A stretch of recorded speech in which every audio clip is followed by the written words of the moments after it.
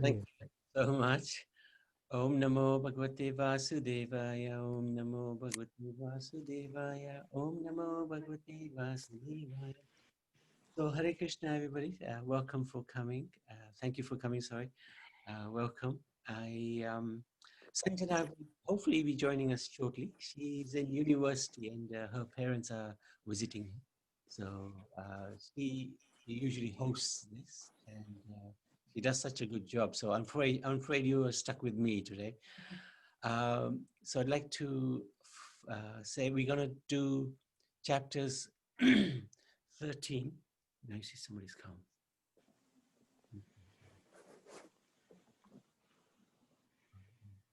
So chapters 13 to 18 we will be looking at today, and we have 6 wonderful youthful, we call them youthful because I'm an old man now, so anybody below the age of 60 is absolutely fine. But we have actually a couple of wonderful new people who are going to be presenting today. So looking forward to everybody's presentations.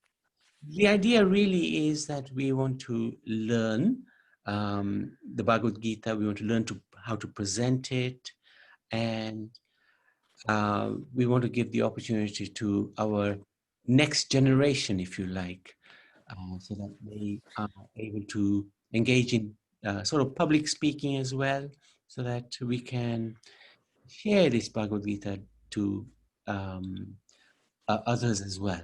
So we'd like to start with Govind Prabhu, who is going to be giving us a presentation on the 13th chapter of the Bhagavad Gita. Thank you very, very much. Hare Krishna, Prabhuji. You need to share the screen? Yes, please, Prabhuji. You should be able to. Yeah, you should be able to. Okay. Yes.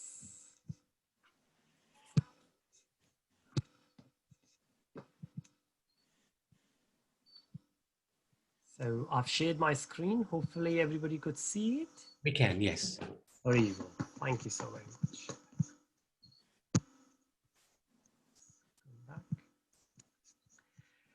Hare Krishna, everyone. Hare Krishna. Hare Krishna. So glad to see so many devotees. I'm sure many more will join. With respect to the time, we will start. Now, in Bhagavad Gita, we have seen last weekend. In Bhagavad Gita, we have we have 18 chapters. 18 chapters could be split into 3 different sections. The very first section, which is first six chapters, which usually comes in Karma Khand, right? Karma Gyan, Karma Marg. It's all about karma. And then right in the middle, chapter 7 to chapter 12, we have devotional. That's bhakti. Right? Now what we're going to focus is the last, which is from chapter 13 to chapter 18. And that comes under jnana. And that's what we are going to cover today. So I'm going to take you to the journey of chapter 13. And if you could see my screen, chapter 13, the title itself is Nature, the Enjoyer, and the Consciousness. So we are going to see what's the nature. And we have seen the different modes of material nature, goodness, passion, ignorance. And we will see what else Arjuna is asking Krishna. Remember, Arjuna is the ideal student and the disciple of the Lord. And Krishna is the teacher and the Supreme Personality of Godhead. So Krishna is replying to Arjuna, and Arjuna has asked all those questions on our behalf. So we need to be careful while listening and while studying these, because Krishna is giving all these answers to Arjuna for us.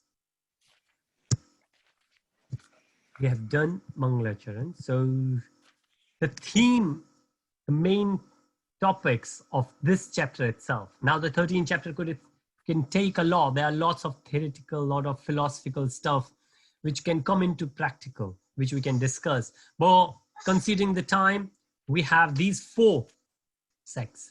So the very first one is know your playground, where you are, what you can do, right? So for example, if you go to school, we need to know what are our boundaries, especially these days, right? With whom we can mingle, with whom we should not mingle. What's our playground, what we can or what we can't do? What's the scope? And that's what we'll see in a very different style, what Arjuna has asked lies back. Okay, that's all right. Devotees come in all different forms. The second is the knowledge beyond books. So we have a lot of knowledge in the scriptures, but then we do have experimental, what we learn from experience. And Krishna is going to give a bit from there. And that's another thing we need to be focusing on. Then Krishna will say, from all this knowledge, what the benefit gonna be? The benefit is that there is a trap. The trap is from Maya, right? We need to come out of that trap. And we could only come out of that trap if we are knowledgeable, if we are wise enough. So that's why chapter 13 is so important, because we need to know what our playground is. We need to know the raw material. We need to understand Krishna. We need to understand what we are built of. Then right at the end, on the consciousness, Krishna say, are you seeing? Are you looking at it? Really, are you? And that's the last part of this, what we will see, Krishna. Please forgive, it's my son who got a bit of cold. It feels like he has been sneezing. Now, in the pictorial form, the main theme of this chapter, so 13.1, the very first text, Krishna is going to ask 6 specific questions. And then, Arjuna is going to ask a specific question, and then Krishna is going to reply back. So Krishna will explain, the terms are Kshetra, Kshetra Jnana, Jnanam, and we will see what the meaning of these words are. Then Krishna will tell about the knowledge, what kind of knowledge we should have, what the process of acquiring knowledge is. Then again, there will be, if you haven't read it before, that you might feel they are the jargons, Prakriti, Purusha, but this is very similar to Kshetra, Kshetra Jnana, and we will see how we can accumulate all that together, assimilate all together. Right at the end, then Krishna will say the object of knowledge, which itself is Krishna, right? But it's a very nice way how Krishna explains it together. So very first thing, now what we need to learn from here is that there are specific kind of questions. Now, for example, somebody asked Prabhupada ji that why are you wearing this dress? And then Prabhu, or why are you putting the tilak on your head? And Prabhupada ji asked the question to the gentleman, why are you wearing this tie? And that person was thinking, why? And he didn't know. And Prabhupada ji later explained him that we need to be careful what kind of questions we ask from whom. So for example, in the schools, we should not ask the science question from maths, and we should not ask the maths question from English teacher. We need to be careful what kind of questions we ask. So when it's a spiritual gathering, we need to ask the spiritual question. So that's what Prabhupada ji was saying, that we need to ask the specific questions. This is a really good skill, how to ask questions. And this is what we learn from Arjun. So what Arjun says in text 1 and 2, and I will read it from here. Oh, my dear Krishna, I wish to know. And now the 6 questions will come. I wish to know about Prakriti, which is the nature. Now, Prakriti in Sanskrit, nature in English. Purusha, the enjoyer. So what is the nature and who is the main enjoyer, who enjoys? And the field and the knower of the field. What is the field? Field is the scope. Field is the background, right? Field is what we just said, the playground. And the knower, who knows the field. Then the knowledge and the object of knowledge. So again, there are 6 things. The very first one, nature, and who is the enjoyer of that nature. What is the field and who is the knower of that field? What knowledge, the process of knowledge, acquiring knowledge, and who is the object of knowledge? And we will see these. So these are the 6 main questions which Arjun has asked. Then the Supreme Personality of Godhead said, this body, O son of Kunti, is called the field. So for us, this body is there. Without this body, it will be very hard for us to play. This body, somebody said, is the vehicle for us to go back to Krishna. And how do we do? What do we do with this body is whether we go outside playing football, cricket, which is of course very important, or right in the morning we wake up and we use our hands and we chant, right? Now both things are important, but to what we give the priority and for how much. We are going to see it further. And then Krishna says, and who knows this body is called the knower of the field. So two questions has already been answered. What is the field? This body is the field. And who is the knower of the field? Who knows that this body is the field, is the knower of the field. And again, we will see it will get even much more simplified. Text 3, it says, oh, Sikino Bharata, the descendant of Bharata, you should understand that I am also the knower in all the bodies. And this is the concept where we say we all are parts and parcel of Krishna. Krishna is within us as super soul. And to understand this body and its knower is called the knowledge. And that is my opinion. So Krishna is saying, what is the knowledge? The knowledge of absolute truth. Knowledge of Krishna is the main knowledge. Now, knowledge of who is the manager of a football club, that's also a knowledge, but that's not the spiritual knowledge. That knowledge will keep changing, but this is the real knowledge we need to have. The knowledge of Krishna. The knowledge that Krishna is the one in everyone. Now, what we see in this slide on the right-hand side on the top, we see that there are 5 horses, and these horses are 5 senses. And you might be able to see the earring. You might see eye, the nose, the ear, the skin, and the tongue. These are 5 different senses. It says the 5 great elements: false ego, intelligence, unmanifested. The 10 senses, the mind, the 5 senses of objects, desire, hatred, happiness, distress. The aggregate, the life symptoms, and the convictions. All these are considered in the summary to be the field of activities and its interactions. Ooh, too much. Now let's simplify that.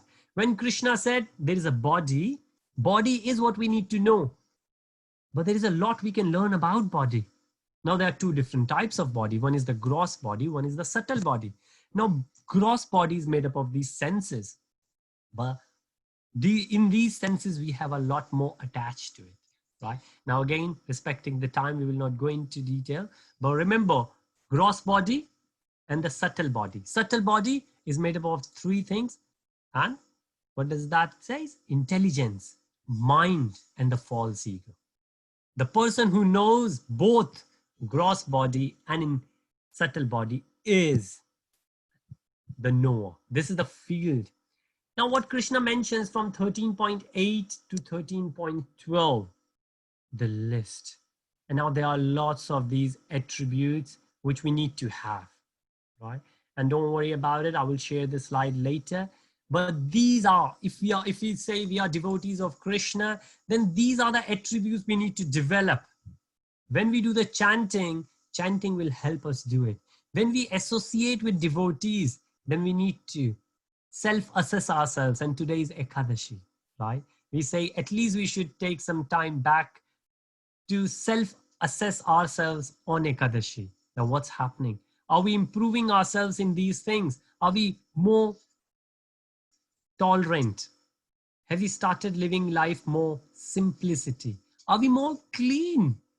Are we more self-control? Or do we get agitated very quickly, right? Are we more renounced? Now, for children, you might think what renunciation means. And let's put it simply that we are not too attached to our toys. We are not too attached to Netflix or Amazon Prime or anything else we watch. We are not. We are attached to Krishna. We like to listen to the pastimes of Krishna, right? Not the material things. And there's a whole list. There are 20 of those qualities Krishna says we need to develop ourselves as devotee, and devotion in itself is there. Do we get up early in the morning? We do Mangala Arati, right? Do we cultivate those devotional practices in ourselves? All this is the real knowledge. As I was saying, to know the name of the manager of a football club, or who won World Cup last year, or who might win later, that's also a knowledge. But that's not a knowledge to be proud of, is it? Well, depends whom you associate with. If your friends are acquiring that knowledge, then you might think, yes, oh, spiritually that knowledge can change. Who won World Cup last year, somebody else will win next year, right? But Krishna, the body itself, all these things we're going to learn, the knowledge about this will always stay the same, because this is eternal, because we are part and parcel of Krishna, and Krishna himself is Satyachit Anand, which is eternal, conscious bliss. And that's what we are. And we do need to understand the real essence of it. I'm not going to read all of them, but remember, these 20 attributes are what we need to know. Now, going forward, Krishna says in 13.13, I shall now explain the knowable, knowing which you will taste the eternal. Now, there is something, once you know that, then everything else is covered. For example, you will say that I need 10 pounds, and Krishna will give you 100 pounds. Once you have 100 pounds, you don't need to seek 10 pounds because you already have 100 pounds. So having said it, if we know about Krishna, everything which we need to know, Krishna will provide that to us, right? It's like when we water the roots of the plants, then the leaves, the fruits, the branches, the twigs, they all get watered, right? And that's what Krishna is saying, I shall now explain the knowable, knowing which you will taste the eternal Brahman, the spirit, the beginningless. And this is where Krishna comes, because Adi and Adi. Nobody knows the Krishna's beginning. Nobody has any clue about the end of Krishna, because there isn't any, right? And then Krishna says, everywhere are his hands. Whose hands? Krishna's hands. And his legs, his eyes, heads and faces, and he has ears everywhere. In this way, super soul exists, pervading everything. This is where the concept of Param Atma. So we are all our soul, but Krishna is super soul. And super soul is where? Super soul is everywhere. And who can understand this? Does the field of activity, this body, the knowledge and the knowable, who is Krishna, have been summarized, described by me? Only my devotees can understand this thoroughly and thus attain to my nature. So what's the Krishna's nature? Satyachit Anand. If we would like to be happy, then this is the spiritual happiness we need. Any other kind of happiness we will have, bigger house, fancy cars, better clothes, new toy, new game, all of them will be temporary. And you would have realized in your past, the toys you used to play with, you don't play anymore, right? Because these things will keep changing, but the knowledge about Krishna will never change. And this says, this is a very nice verse. The living entity in material nature thus follows the ways of life, enjoying the three modes of nature. This is due to his association with that material nature, thus meets with good and evil among various species. So we are so lucky that we got birth in this form, this human body. Otherwise, we have been going around taking birth in many species, as you can see on the right hand side of this slide. And on the left hand side, you can see there are three modes: goodness, passion, ignorance. So we just got associated with these modes, and we think and we have started behaving like these modes, but we are beyond these modes because we are part and parcel of Krishna, and Krishna is beyond these modes. And so we are, but we need to get to that level. And how we will get to that level? The knowledge we gain in this chapter. And now Krishna is going to give more about the vision. And that's the second last part of this chapter. One who sees super soul accompanying the individual soul in all bodies, and who understand that neither the soul nor the super soul within the destructible body is destroyed, actually sees. So who sees? Who is the one? Soul, super soul. The body will never stay, but the soul will always stay. And who we are soul. And who is our eternal companion? Super soul. Krishna is always there with us, within us, and within everyone around us. And that's why we don't need to hate anyone. We don't need to feel envious or jealous anyone. And if you see, and this is another very nice verse, and you can see in the picture that one who sees the super soul equally present everywhere in every living being does not degrade himself by his mind. Thus he approaches the transcendental destination. Means if you want to go back to Krishna, we will have to reach to the point where we see everyone as saint. Right? If you see a Brahmin, you see a cow, you see the elephant, or you see the Chandal, right? The man-eating demon maybe. You see Krishna in everyone. And that's why you are always humble. There's no pride, there's no enviness, no jealous, because we see Krishna in everyone, right? This is the vision. This is the vision we need to have. One who can see all the activities are performed by body, which is created of material nature, sees that the self does nothing, actually sees. So who is the real looker? We see hand of Krishna in everything. When we drink water, we see the taste of water is Krishna. When we see the sunlight, we see, thank you, Krishna, you have given the sunlight. When on Ekadashi we fast, we eat fruits, not grain, then we praise to Krishna, thank you, Krishna, you have given this. Anything and everything we do, we see the hand of Krishna in that. That person, that devotee is the real seer. We don't mix. Those with the vision of eternity can see the imperishable soul. So soul never dies and is transcendental, eternal, and beyond the mode of nature. Goodness, passion, and ignorance. These modes are for the body, not for the soul. But the soul somehow got into the association of this body, and because of that, behaves and acts as per these material mode of nature. But the soul is beyond it. Despite contact with the material body, O Arjuna, the soul never does anything, nor is it entangled. So it's not the soul. Soul desires, super soul sentience, and the material mode of nature performs. Now we come to the last section of this chapter, which is consciousness. And we say the symptom of the soul in the body is consciousness. How do we know that the soul is there in the body? Consciousness. When the soul leaves the body is referred as a dead body. A living body is conscious because of soul. O son of Bharata, as the sun alone illuminates all this universe, so does the living entity, one within the body, illuminate the entire body by consciousness. So the analogy of the sun is given. Like sun is one, sunlight is everywhere. Krishna is one, super soul, super soul's existence is everywhere. And devotees can feel it. Devotees, they see that, they are conscious of that.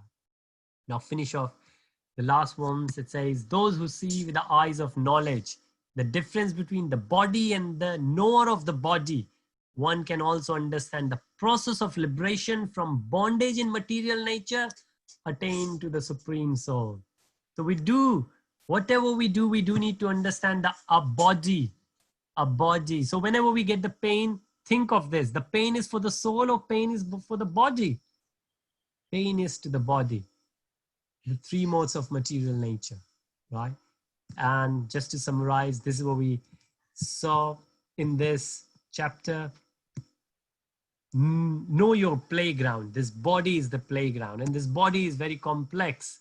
But we can understand subtle body and the gross body. And in gross body, again, we have 24, but initially 24, then we can go to 26 different elements. And maybe one day we will see them in detail. But then the knowledge beyond book, like all those things we said, that 20 elements we need to have, 20 attributes of the devotion we need to have, they are given in 13.8 to 13.12. And then the trap is material mode of nature. We think that we are goodness, passion, and ignorant, but we are not. The soul, if we consider ourselves soul, not the body, and if we can see that, that's the true knowledge we need to have. That's the real realization we need to have. If we could get to that level, then we get the knowledge which Arjun has asked and Krishna has said. That's the knowledge we need to have. So, Hare Krishna. Sorry, I might have taken a bit more time today, but I welcome any questions, comments from anyone. Hare Krishna. Thank you for your attentiveness. Very, very good presentation. Now, Govind Prabhu, just to let devotees know, he is an experienced devotee and he's initiated by His Holiness Jayapataka Swami, and he's got phenomenal amount of knowledge, and that was a very, very good presentation. It was very thorough of chapter 13. This is like the gold standard. You set a gold standard. But because many of the presenters will be fairly new to Krishna consciousness, or not so knowledgeable like you are, so please don't be scared by his standard. But this is really good presentation, and if anybody has any questions, you're welcome to ask Govind Prabhu. He's got a very good, vast amount of knowledge within him. So it doesn't have to be chapter 13 even. You can even ask any question that you like from him. Okay, if you don't have, then we can. Wanted to check for chapter 14. We had the daughter of Shri. Is she here? Yeah, hello. Hare Ah, Krishna. Riha, thank you very much. I don't even know this wonderful person. So, Riha, I'm just going to spotlight you. Thank you for coming. Yeah, sure. Thank you very, No, very thank you for inviting me. That was a lovely summary of chapter 13 as well. I loved it.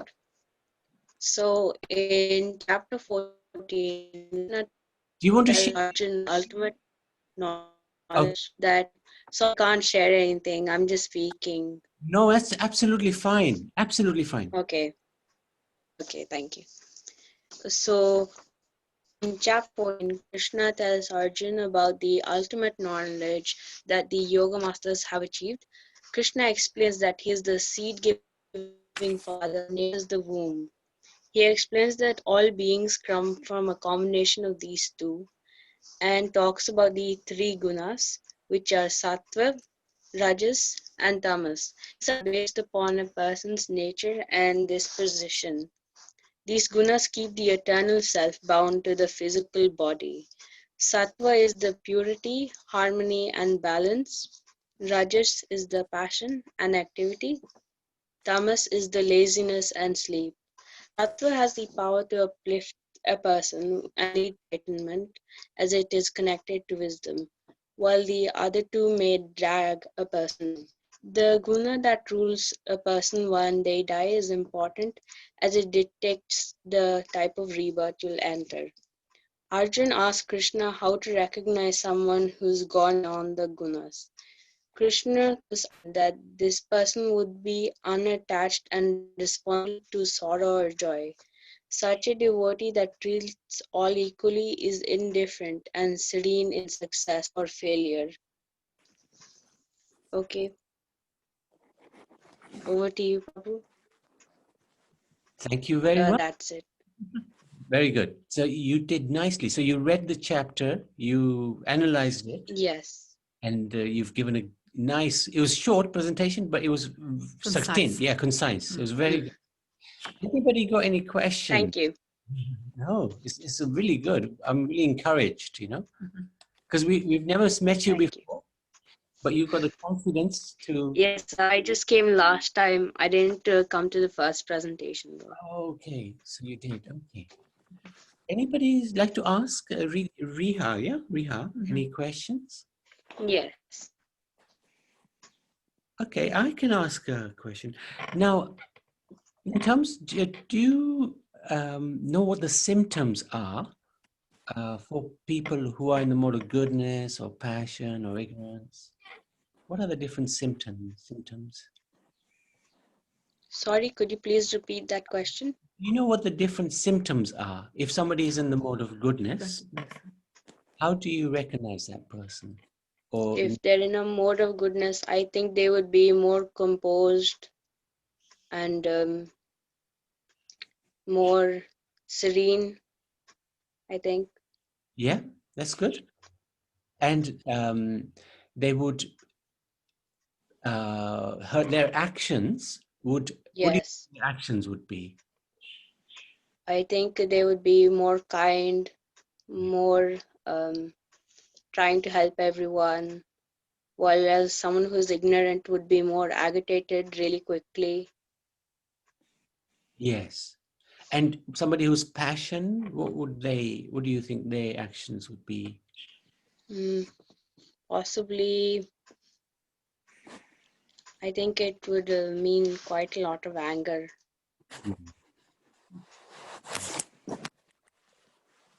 Yeah, I think that's generally somebody who's in the mode of passion, and that actually is probably the vast majority of individuals. Yes, They would have lots and lots of things to accomplish in life. They have yeah, desires, so many different goals, and they would always be running after something to get happiness. But in this world, happiness. yes, I agree. Sorry, you were saying? Yes, I totally agree with what you just said. So the Lord is very kindly in this chapter. He's given us an idea of the different types of people, so that we can actually assess ourselves. Where do we sit? Are we in goodness? Are we in passion? Are we in ignorance? And the Lord is very kind. He wants us to improve. So if we are, for example, in ignorance, then we can step up. He's sort of identifying where we are. If we're in passion, then we can try to come up to a level of mode of goodness. And if we're in goodness, what do you think would happen to somebody who is in goodness? Um, I think Krishna will probably um, be quite kind to them because they're being respectful to Krishna as well. Whereas someone who is in a level of anger wouldn't really want to hear about Krishna. Yeah, you summed it up nicely.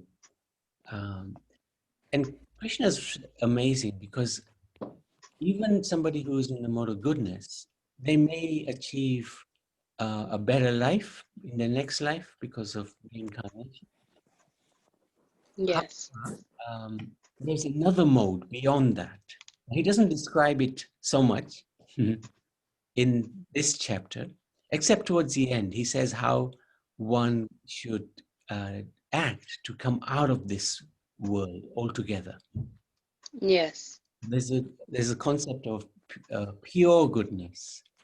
So somebody who basically acts on behalf of the Lord, and he's constantly thinking of the Lord, constantly endeavoring to please the Lord. And his acts would be not in the category of goodness, passion, or ignorance. They would be in the category of pure goodness. And that's what Bhagavad Gita is trying to get us to act on, that sort of platform of pure goodness, so that we can really understand who we are and what our purpose is here, and get out of this material world, which is very temporary and full of ignorance, if you like. Does that make sense? yes, it makes absolute sense. Govindji, would you like to add? Would you like to add anything to that? Hare Krishna. Sure, Prabhuji. Thank you so much. Prabhuji, please don't call me G. I'm so young. Oh, sorry, I'm not saying that you are old. Oh, whoa. Yeah, sometimes people call me senior, and I'm thinking, wait a minute, are you calling me because I'm an old git? No, I mean in devotion. I'm so young. There's a lot for me to learn from you and Mataji. Me too, from you. Yes, and from these youngsters as well. I mean, I'm not that young, so compared to them, I'm a bit old. But yes, no. Thank you, Riha. That was very impressive. I mean, think about this, that I took so much time playing chapter 13, but you effectively, within the given time, you summarized chapter 14 so nicely. And this is a skill. Not everybody could do it. Most of the time, you will see preachers, when they speak, they lose the track of time. And I must admit, I'm one of those. But you were so good. You covered almost everything. And because there's a lot what Krishna has said to Arjun. There's a lot which Srila Prabhupada ji has explained in purpose. But to effectively, concisely summarize, I think you did a so well done to you. I think we're so lucky to have you, and I'm looking forward to hear a lot from you. Regarding the most Thank you. nature. Oh, so good to have you. Thank you. And I would just like Thank you. on goodness, passion, and ignorant. Later on, we will see that this seems to be the theme where Krishna will describe that almost anything we do could be categorized in these thinking. Now, the kind of friends you can have three different sort of friends. And if you realize yourself, you could say, okay, now I understood what Krishna was saying, that some friends, they are in mode of goodness because they would like you to read Bhagavad Gita. And maybe some of them, they will always say, okay, come on, what's the point of reading? Let's go out, let's play. And you know, they are in mode of passion. And maybe some of those naughty friends, they will say, oh, come, let's play practical jokes on others. So they are on mode of ignorance. And then when we eat food, they are in different modes. When we study, when we do the knowledge, the kind of books we read, they are in mode of different modes. Anything we do, again, the way we do the dress up, like you see Prabhuji. Prabhuji has dressed up so nicely in the Vaishnav. And well, I did have a tilak in the morning, but it has disappeared now. And this is in mode of goodness. Then again, sometimes somebody might have red, black, different glittering clothes. They are in mode of passion. And sometimes some people, they wear so exotic. They are in mode of ignorance. So sorry, mode of goodness, mode of passion, and mode of ignorance. And I was just seeing Aishwarya, who has just popped up in the camera. It's always good to see new devotees. Well, new in a sense that she might be older than me because I recently joined this lovely group. But yes, there is so much we can take away from chapter 14. And thank you, Riha, you summarized it so nicely. Thank you so much. Thank you so much. And looking forward for the next presentation now. Thank you. Thank you so much. So next is chapter 15. And again, it's somebody who is new to presentations. She's going to be presenting. And wow, she's dressed up well. Normally we never see her because I'm sure she's in a night dress, even during the time. No, very camera shy. So Gita, she's been coming to the temple for many years, and she never speaks on philosophy. She loves singing bhajans, and by the Lord's mercy, she's learned so many bhajans in the last 6 months, and it's been amazing. Every time she comes on, we say to her, sing a bhajan. So, but today she's going to be speaking, which we haven't heard her many times. We haven't heard her at all. So I'd like to welcome her, and should never worry because we are all learning. So don't worry if you're nervous or anything. You don't have to be nervous at all. We're all brand new to this, so whatever you say is never going to be wrong. Okay. Okay, thank you, Prabhu. Okay, Hare Krishna, everyone. Firstly, I'd like to wish you all a very, very happy Ekadashi. And today I'm going to be summarizing chapter 15. The Bhagavad Gita is recited daily during the month of Purushottam Mass. So happy Purushottam Mass to everyone. Thank you.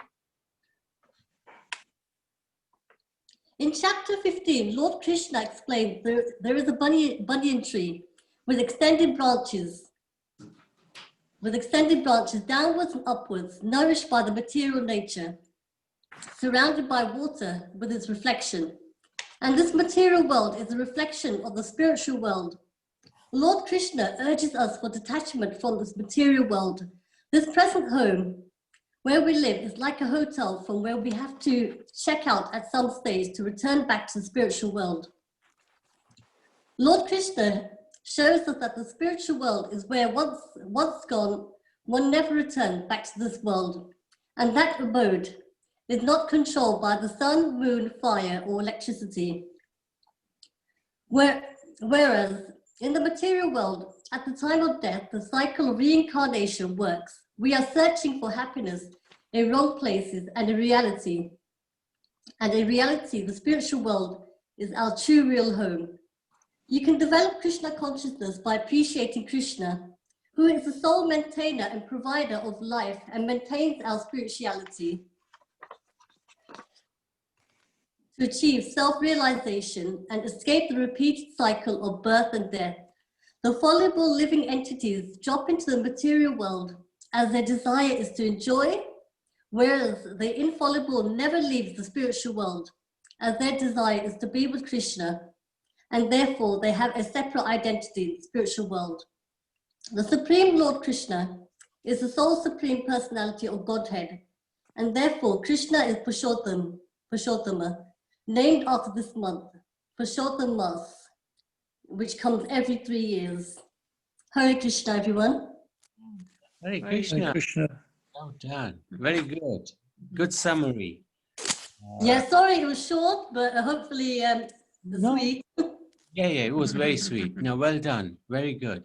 Anybody got any questions for Gita that they'd like to know a little bit more about? Hare Krishna, Prabhu. Hare Krishna. I just want to find out why during the month of Purushottam, we have to read chapter 15 in the Gita. What is so special about this chapter? Do anyone knows? Very good question. Gita, do you remember that? Why do we read 15? Prabhu, would you be able to expand? Because obviously, You know, this is a real special month. And one of the things that we can do during this month is to read chapter 15 that you've just read every day, as part of the rituals that we do during the Purushottam month. And I'm just wondering the reason why we have to be reading that particular chapter. There's so many chapters in Bhagavad Gita, but why is it that it's only this chapter that we have to read? Do you have an idea? Yeah. Govind Prabhu, would you like to answer? It's always good to hear from you. Yeah. Okay. So, but I want you to add to it, okay? Because so chapter 15 is called Purushottam Yoga. And Purush means enjoyer. And Uttam means the topmost. And Krishna is Purushottam, the topmost enjoyer. Because he, all these wonderful leelas that he does, he gets a lot of enjoyment from those. So he's called Purushottam, all these pastimes. So when this month was feeling very bad, this Adhik Mas, because when this extra month first came into this world, he was actually abused. The Brahmins, they stopped doing any Vedic sacrifices during this month. No new businesses would be allowed to start. No Graha Pravesh, no new houses would be entered. No weddings would take place. So this month was really abused very badly. And every month is a special personality. So this month went to Lord Vishnu and said, what is the point of my existence? Because I'm just insulted whenever I appear. And Lord Vishnu is very kind. He said, let's go to Lord Krishna. And you can make your plea to him. They made the plea to Lord Krishna. And there, Lord Krishna, whoever appeals to Lord Krishna, Krishna just gives so much protection. So when this month was pleading her case, Lord Krishna said, okay, you have no protector. I will marry you.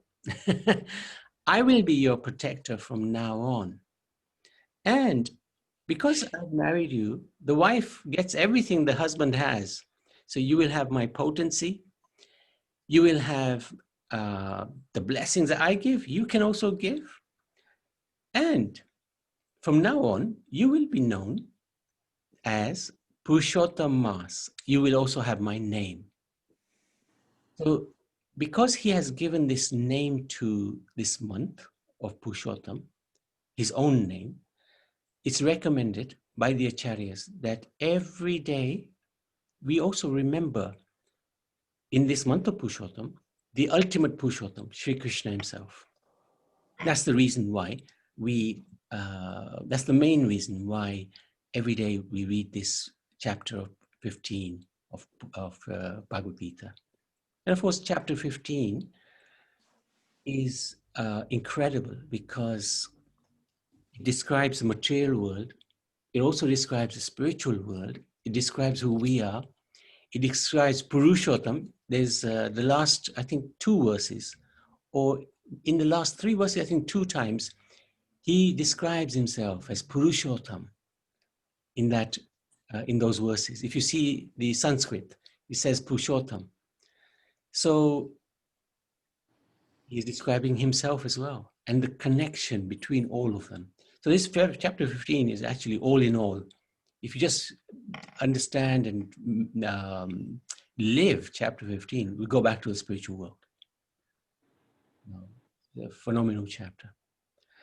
Govind Prabhu? Hare Krishna. Prabhuji, you explained it all, and the way it all started. Just to go back to that, now we call it Adhik Mas. Adhik is like the additional, the extra. And it used to be called Mal Mas. Mas is month and Mal is something which is not nice. The reason it was, initially there was no Purushottam month. So Karma Kandis, those who do all the rites and rituals, they had something to do every month. But when this month came up, they didn't know what to do. They didn't have anything to do during this month. And that's why they called, well, tell you what, in this month, we don't have any rituals to do. So let's call it Mal Mas. Nobody used to do anything. And that's why, like Vijay said, that this month personified went to Krishna, and Krishna said, I will give you my name. I will give you everything. And this is the month, because Kartik seems to be, if Purushottam Mas is not there, Kartik is going to come later. Damodar is there, and that is the most auspicious month otherwise. But Krishna said, Purushottam month is going to be 1,000 times better, more auspicious. And that's why, and this chapter, the name itself, Purushottam, 15.15, Sarvasya Chaham. I'm seated in everyone's heart. And from me come remembrance, knowledge, and forgetfulness.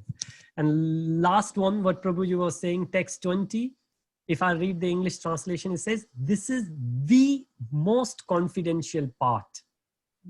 So Krishna says, I will tell you this in confidence.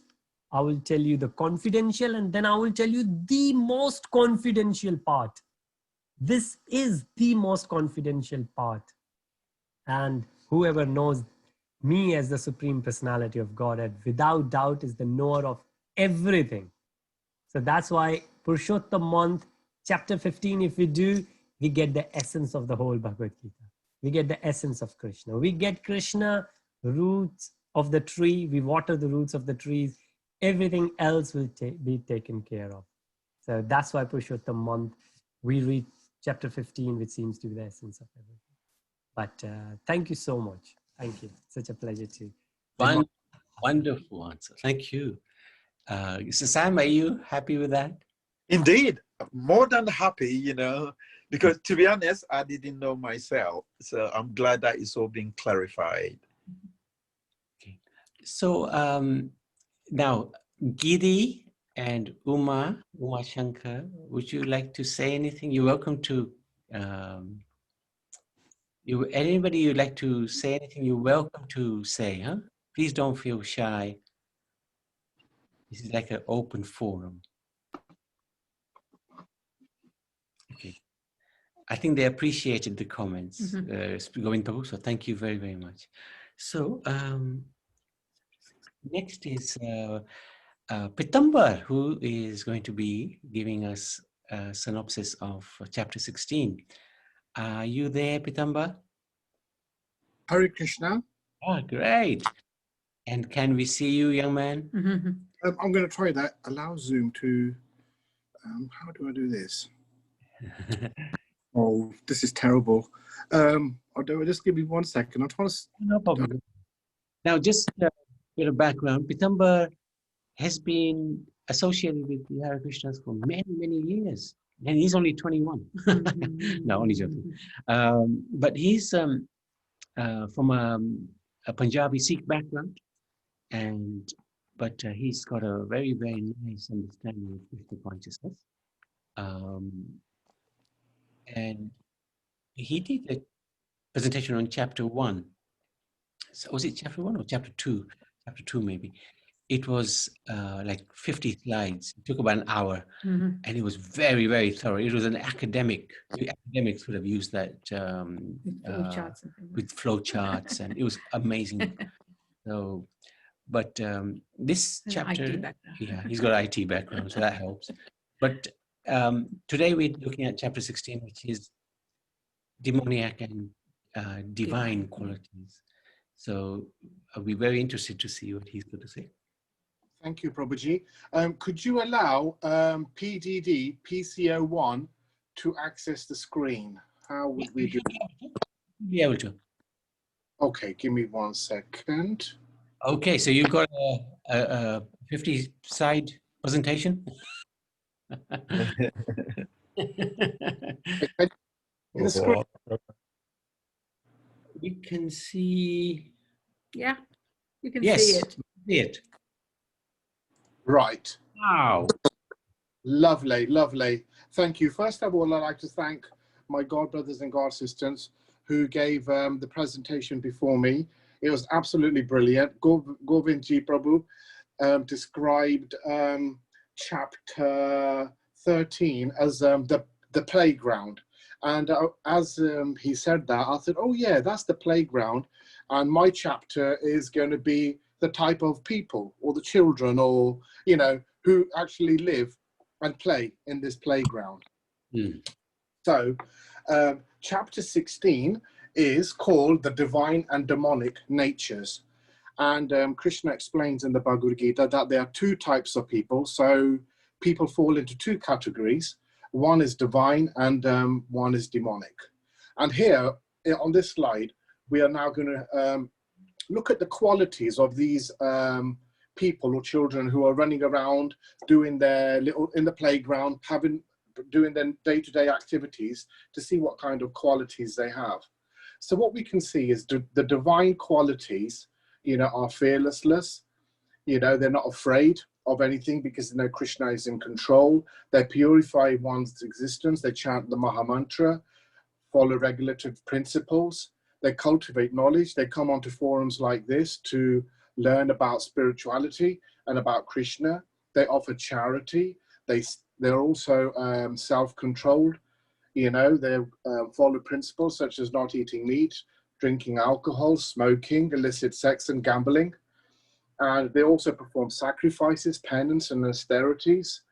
And there are many, many more qualities which we can read, but I won't go through all of them because we'll be here and this probably end up as another hour presentation. And the other kind of individual or persons are the demonic qualities. These people are generally proud, arrogant, conceit, anger, harsh, and ignorance. Later on, Krishna also says that these people are envious, mischievous, and they act, or whatever I say goes, I can do what I like, kind of thing. And these demoniac qualities are known as royal road to hell. Basically, you're going down. On this slide, we can also see a picture of a man chasing a woman or falling for a woman. I mean, I think it's a very good picture because that's what generally happens. And you can see him being shackled by lust, envy, anger, false pride, ego, false ego, attachment. And you can see he's going down the stairs, and where he goes, Krishna will explain much more later on. And you can also see devotees going up, the ladder. And here you can see that they're going towards Krishna. And that's our ultimate goal. The whole purpose of us meeting on days like this, Ekadashi, talking about Bhagavad Gita, associating with devotees, is so we can gather more divine qualities and head towards the ultimate destination where we don't have to get involved in any of the headaches that are going around in this material world. And the old famous one that currently is going around is the coronavirus, which I'm sure everyone is fully aware of. Can I just stop you? Fantastic introduction. There is a question by Satvika. I just wanted her to ask, and if it's relevant, you can answer it. Hare Krishna. Satvika. Hello, Hare Krishna. Hare Krishna. So, what is conceit?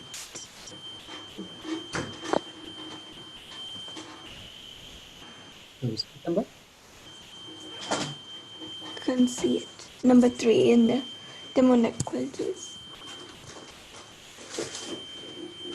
Yes. Conceit. Excessive pride. Yeah. Okay, thank you. Good question. Tasha, you have a question? Let me see. Who's Tasha? Hare Krishna. Oh, thank you, Tasha. I wanted to ask, it says that being mischievous is a demonic quality, although Krishna is depicted as being, fun-loving and boisterous. I just wanted to know, why is that considered a demonic quality? Okay.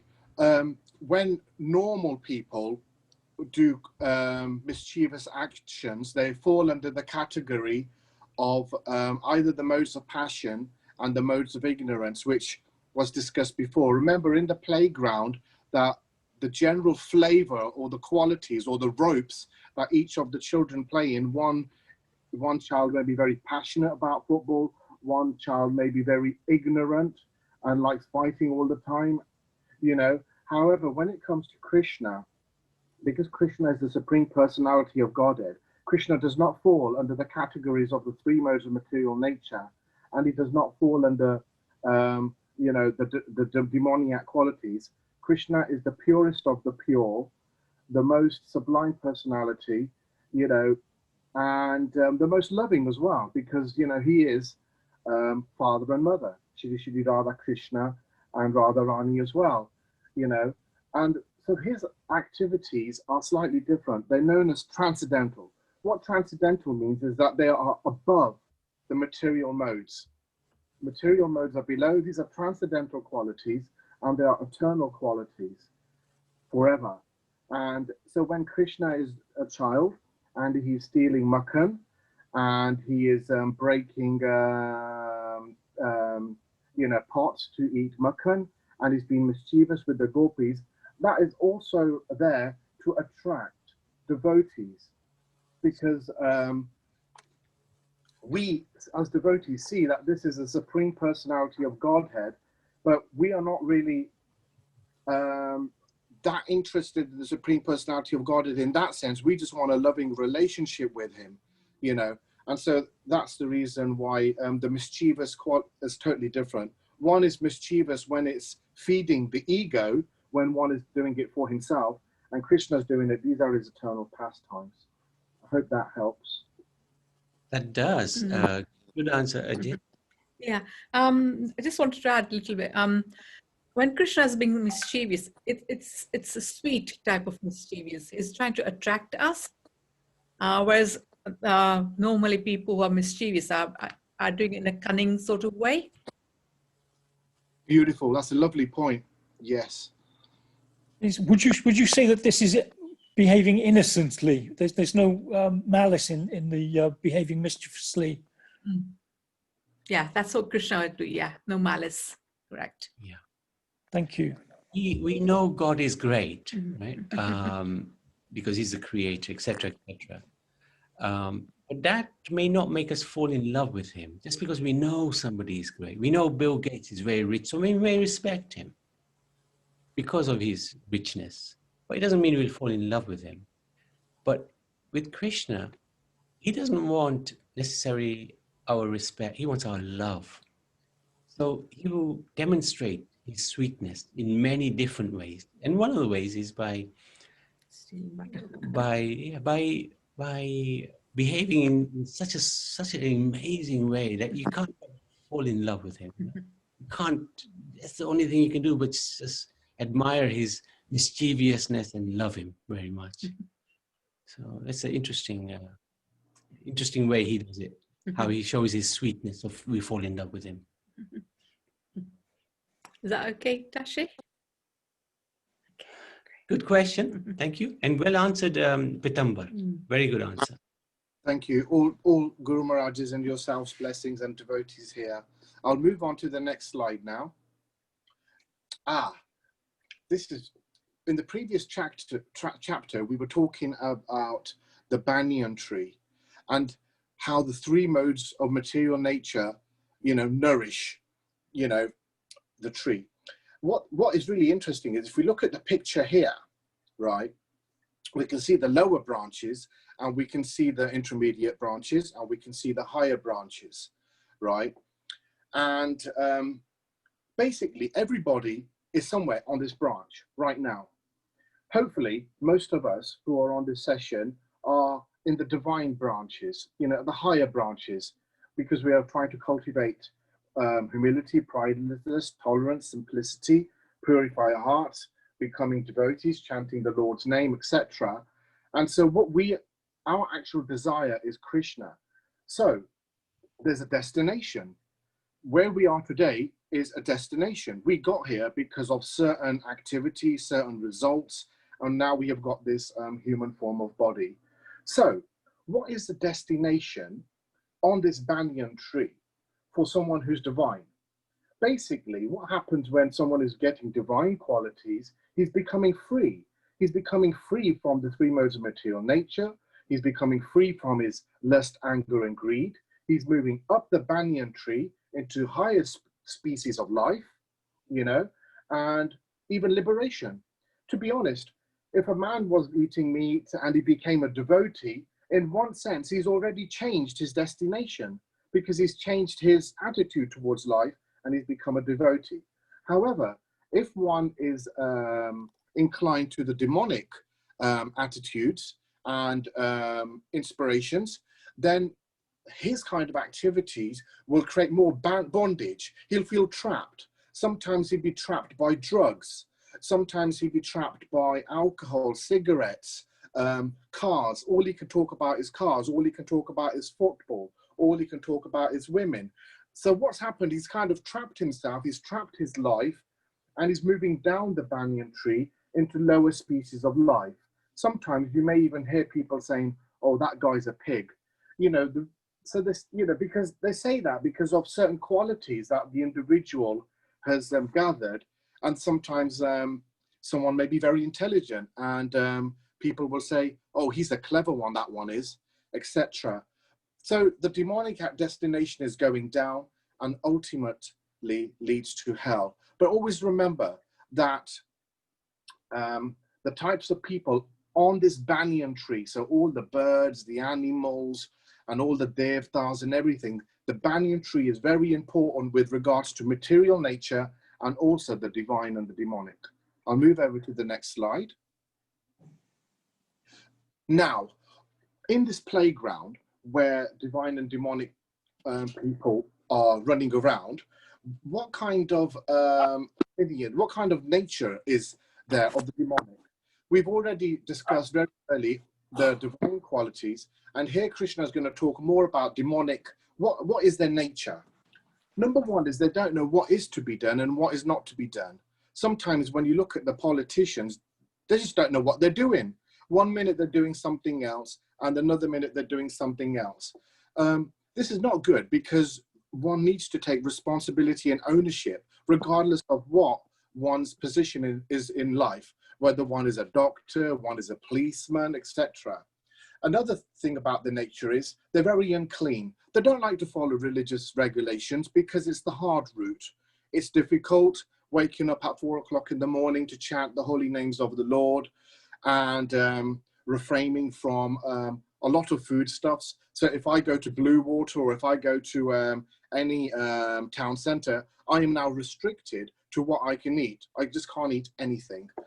Improper behavior, untruthful, and it's always about themselves. It's about me, etc. They have a certain attitude towards philosophy as well, and they consider this philosophy to be very high, like we are very educated and we know what's going on. One of them is the world is unreal and there is no God in control. So it's like a dream, you know, that's one kind of idea. And they also say that this world has only been created out of sex, out of lust. And you hear this from like theories like Darwin's theory of evolution. It's the strongest species that fights and gets the mate, etc. Krishna also goes into about their attitudes. You know, what are their attitudes? And Krishna says the demonic are lost to themselves. They are illusioned and have no intelligence. I'll stop here because I think there's a question popped up. So who would like to ask a question? Satvika. So, about the trap thing, like when people get trapped in something, they only talk about that. What about if it's like someone who's not an adult, like a kid, like if they always talk about football or something, is that called trapped? All right. Hare Krishna. When we're referring to bondage, when I'm talking about bondage and trapped, everybody is already in bondage because we've got this body and we are in the material world. For a child to be playing Xbox, or a child to be you know, talking about football, he may be into dinosaurs, he may be into astronomy or whatever, you know, it's not as serious. You know, children will have different interests. However, if they carry on throughout their lives focusing on one thing only and not focusing on spirituality, that's where the entrapment is a little bit more. For example, if an adult is still playing with little toys that a child would be playing in, then that looks very odd, you know, even to you as a child. You know, why is he playing on Xbox, you know, etc. But remember, we as human beings have got a responsibility because we have been given this human body. I'll be totally honest with you, when I am with my cousins, they're playing with Xbox, I do kind of join in a little bit, you know, but when as soon as I'm away from that crowd, I'm involved in my spiritual activities because I know they have a higher value. You know, I hope that answers your question. Good question. Can I just ask, is there any hope for people who are, have got a demonic attitude? You know, if they come across something which is beautiful and leads towards the Lord, is there some possibility of them going away from the demonic towards the spiritual? Hare Krishna. Hare Krishna. Hare Krishna. Lovely question. It's actually it's a fantastic question, and and Krishna does give the answer to this question. Krishna goes, my devotee never fails, and he becomes under the protection of Krishna. That's the most incredible thing about devotional service, is that as soon as you chant Hare Krishna, that's all it takes. As soon as you chant Hare Krishna, you eat prasadam and you get associated with devotees. Like, I'll be totally honest with you, I've had demonic qualities as well. But as time has gone on, right, my realizations have got more, my faith has got stronger, and I've inclined towards Krishna much, much more, you know. And, like everything that happens in life happens because of a certain action. Very recently, I had a minor heart attack. But from that minor heart attack, my faith in Krishna consciousness grew even more. And it was really incredible experience. The only reason I'm saying this is that heart attack was probably due to some sort of karmic reaction, you know, but the Lord protected me. And now I feel like a 30-year-old, I'm getting better. So, you know, as soon as you come under the association of devotees and under the flagship of Krishna, I think Krishna does say, declare it boldly, my devotee never fails. This is absolutely beautiful, because this gives us the confidence. This gives us, yeah, man, I can do this, and I'm not going to give in. And the other great thing is, look, how many devotees, you're learning something new each day, rather than the same. If you were to go on to mundane topics, it'd be the same discussions again and again. I've seen this whenever I've seen people who drink together. They're always talking about the same topics and they never changed. Today we're talking about Purushottam Mass, talking about Kadashi. Tomorrow it's going to be Janmashtami, Radharani's birthday, Nursing Day, Bhagwan's birthday. It's lovely. Hare Krishna. I hope that helps. That's wonderful. Thank you very much. Brilliant answer. Lee, there is Srila Prabhupada, when he first went to America in the 60s, he came, he went into the Bowery. I don't know if you know what the Bowery is in New York. It's the center of the world for madness. It's the drug addicts, every crazy thing goes on there. And he was on his own there. He had no money. He had very little backing. He didn't know anybody. He set up there. And all around him, there were just people who were, you know, really crazy activities they were doing. But in time, within a year, these same people who were engaged in drug taking, etc., they started listening, they started coming. And because Prabhupada is a pure devotee, their lives completely transformed. So from, you know, like engaging in really sinful activities, they assisted him in preaching this Hare Krishna all over the world, practically. So one can very easily change. It's never too late. The Lord will never forsake anybody because of their past activity. If we go to the Lord now, He will clean the slate completely and start fresh again. Start fresh again. So he's very, very kind-hearted. Thank you. Oh, thank you, Lee. And Satwika, very nice question you also asked. One is never too young to start this Krishna consciousness. Like Prahlad Maharaj was from his womb, actually. When he was in the womb of his mother, he became God conscious. Dhruv from 5 years old. And it's actually the duty of the parents and the elders to guide people, guide the children. Yes, children should be playing, no doubt about it, because that's what children do. But there also, as Pitamba very nicely said, there has to be some balance, some little bit of spirituality introduced by the parents to guide them in the future. Otherwise, in the future, if they continue with the playing the Xbox or playing on the phone all the time, they'll just waste their life. And I'm so happy that you are joining this group every time and asking such a nice question. It just shows, where you are at. So thank you. Thank you, Prabhuji. Thank you, Pitamba. Keep going. Sorry to... Hare Krishna. And another thing I like to say to all the children here is when I was a little child, I was playing football like crazy. I would start at 5 o'clock and we'd be playing till 10 o'clock at night, And but then one day I was always interested in Krishna consciousness. I kept seeing Krishna's name pop up in the Guru Granth Sahib, and I used to do research. And I remember going to Stony Stanton Road and walking into a library, picking up Srila Prabhupada's book, looking at Prabhupada's photograph, and it was like a ton of bricks hitting me. What I'm trying to say is, even though I was absorbed in all these little plays and Commodore 64 computer games, etc., because my heart was in philosophy and spirituality, the Lord directed me.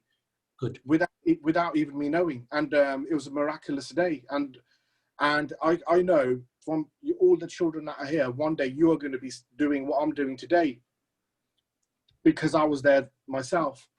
So we go back onto demonic attitudes, and we were just out. The demonic are lost to themselves, illusioned, and have no intelligence. They have no spiritual intelligence. They don't know anything about, material nature, the soul, Paramatma, Bhagwan, etc. The attitude is like, oh, sense gratification, enjoy yourself, enjoy yourself. And it was actually very interesting, because when I went to America, no matter what I did there, if I went to a restaurant or brought something, they always would use the word enjoy, enjoy, enjoy. They have immeasurable anxieties because they're constantly wanting more sense gratification, and they have network of thousands of desires and are constantly absorbed in lust and anger and greed. The demonic engagement, what do they actually do? They're constantly engaged in unbeneficial, horrible work meant to destroy the world. We can constantly see today, like there's wars going on everywhere. China is practically starting off little wars and skirmishes here and there. Even in this country, we have gone into so many wars in the Middle East. And it's all to do with securing money for sense gratification. If it's not money that they're trying to secure, it's resources such as oil, gas, wood. Let's destroy all the Amazon forest so we can have nice furniture here. So you can see that their engagement is to destroy the world, not to create it, or to benefit it. Their mentality, yes, this is really interesting as well. The demonic mentality is very interesting. They're constantly absorbed and take shelter in lust. We take shelter in Krishna, they take shelter in lust. They're absorbed in the conceit of pride and false prestige, always sworn to unclean work, and attached by the impermanent, attracted by the impermanent. This is basically, when it says attracted by the impermanent, it means that is that which is not forever. For example, even an Xbox game, you'll eventually have enough of it. I can't be bothered with this. But we are interested in the permanent, the spiritual world. They also believe that they are the controllers and the enjoyers, of what they do. They feel that they are perfect and powerful. They'll never accept that. If you were to tell them, look, you're doing this is wrong, they'll never accept it. They'll always see others as enemies. Oh, and I have killed him and I'm going to kill him tomorrow because he's done this to me. and hence I am happy. There are a few pictures here I've put, and there's a reason why I put them here, because it's about mentality, demonic mentality. And if devotees can give me examples from those pictures, who are the demoniac individuals involved, that'd be really brilliant. And who are the divine people, if you can spot them too. Hare Krishna. What about the first top left-hand side picture? Who do you think is divine? Any volunteers?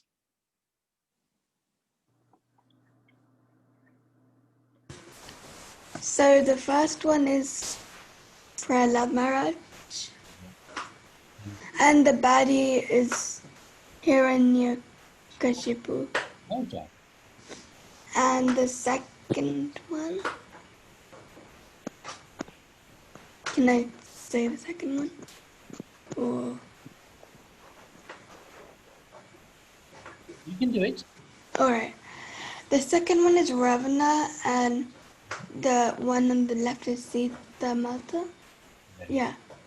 And the third one is I'm not really sure about the third one, but yeah, the fourth one is Draupadi, and the person is the Shasana pulling her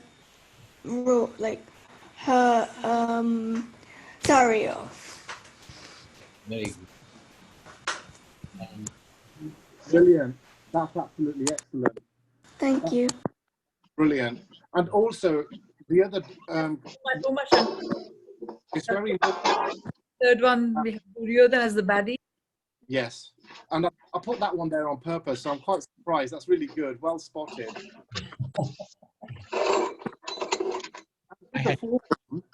The other baddie is Duryodhana. You can see him pointing to his brother because he's about to make a suggestion to his brother. And the divine quality or the divine personalities there are the 5 Pandavas who are sitting in front of the game. You can see there, you know.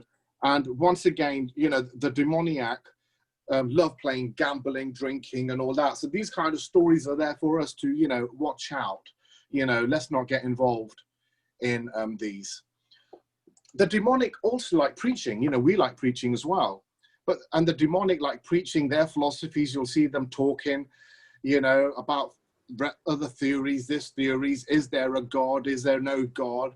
God is dead. He didn't ever exist, etc. Deep inside them, they are very envious of the Lord. They're envious of saintly persons, and even the scriptures, you know. And if they do perform any nice activities, it's for name only, and they'll tell you 100 times that they've done it. You know, I gave £10 to the Hare Krishna temple, and they'll go on and on about it. They'll say things like God is dead, and they'll even go on to say you yourself are God. And this is a very interesting philosophy or preaching they have, because if you are God, then why are you suffering? Why are you 1 minute sad, 1 minute happy? Why are you going old, and why are you one day going to die? Krishna further explains about the demonic, the end game, the end result, what happens. And he says that they are perplexed, totally focused by various anxieties, loads of illusions, and, you know, or they're thinking about this topic, that topic, strong attachment to sense enjoyment. And sadly, the end result is they fall down. They go down the banyan tree, and they could even go far as hell. And that moves us quite nicely onto the hell topic, because Krishna talks about 3 gates and that we should avoid. And these gates are lust, anger, and greed, you know. And a sane personality, a devotee, should give these up. Another, Krishna further goes on to talks about the bewilderment, why lust, anger, and greed totally takes hold of these people. That's because they are under false ego, false pride, false strength. They're also envious of the Lord, and they also blaspheme the devotees and the Sanatana Dharma, and that kind of increases their bewilderment even more. So it's like a little chain reaction. And as we've already discussed, the demonic end result with regards to scriptural injunctions is they attain not perfection. They are not really happy, although they say they are. And they do not attain the supreme destination, which is the lotus feet of the spiritual master and Shri Shri Radha Krishna. Shri Krishna Chandra Radha Krishna Chandra Bhagavan Ki Jai Ho. So in an overview, you know, if we were to look at the overview of this chapter, there are three topics. There's the divine individuals, there are the demonic individuals, and then Krishna also goes on to talk about punishment, what he does with regards to demoniac individuals. He casts them down the material existence. They repeat birth, and they never approach him. And then he spins it with a lovely positive spin at the end. Look, just do your duty, follow the regulative rules and regulations of the scripture, and chant Hare Krishna. Jai Shri Radha Krishna Chandra Bhagavan, Jai Shri Radha Krishna. Hare Krishna. If there's any questions, we'd love to hear. Hare Krishna.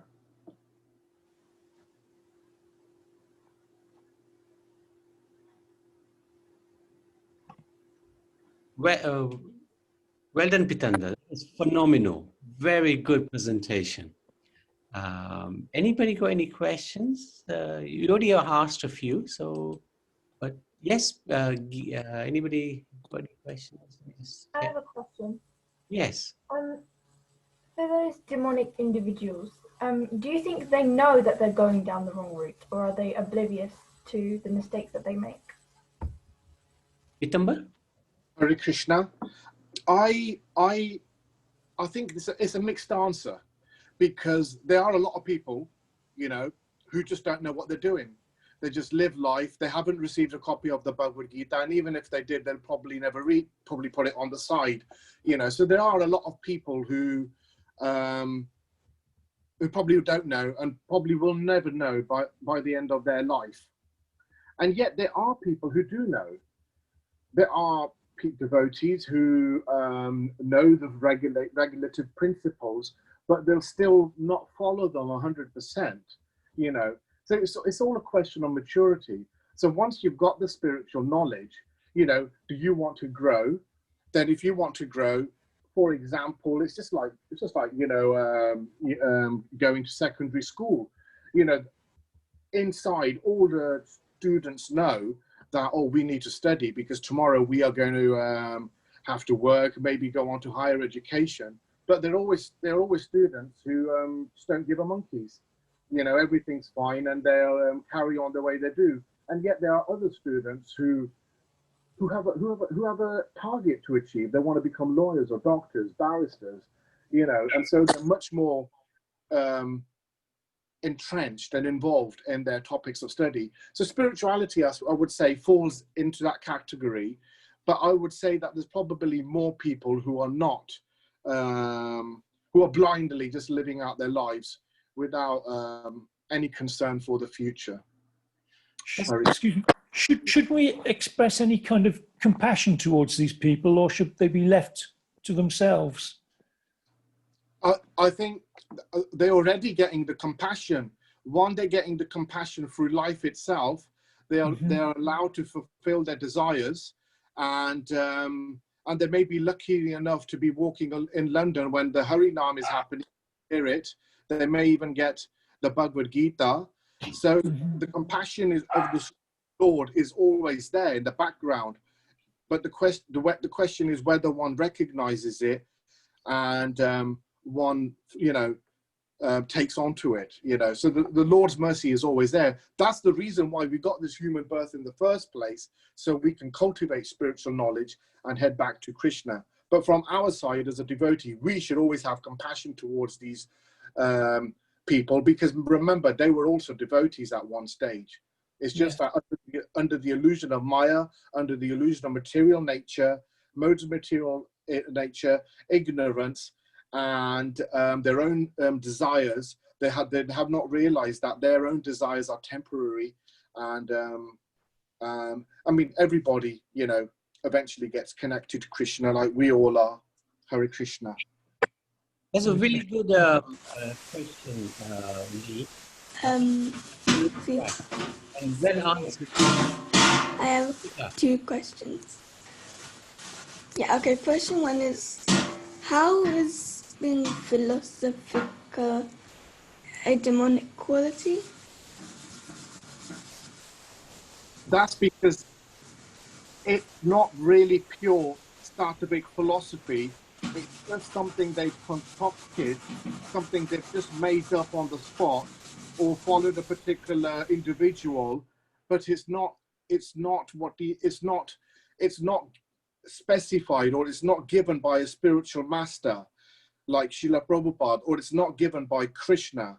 You know, it's just made up on the spot. And we have a lot of this kind of thing going on in the academia. I'm not saying academia is bad. It's really good because, you know, I've got my degrees through academic study, but there can be, you know, philosophical points, which, especially when it comes to spirituality, which are quite offensive, you know, towards the Supreme Lord. We don't want to be envious of the Lord, and we don't want to get in the wrong side. We want to be, you know, devotees.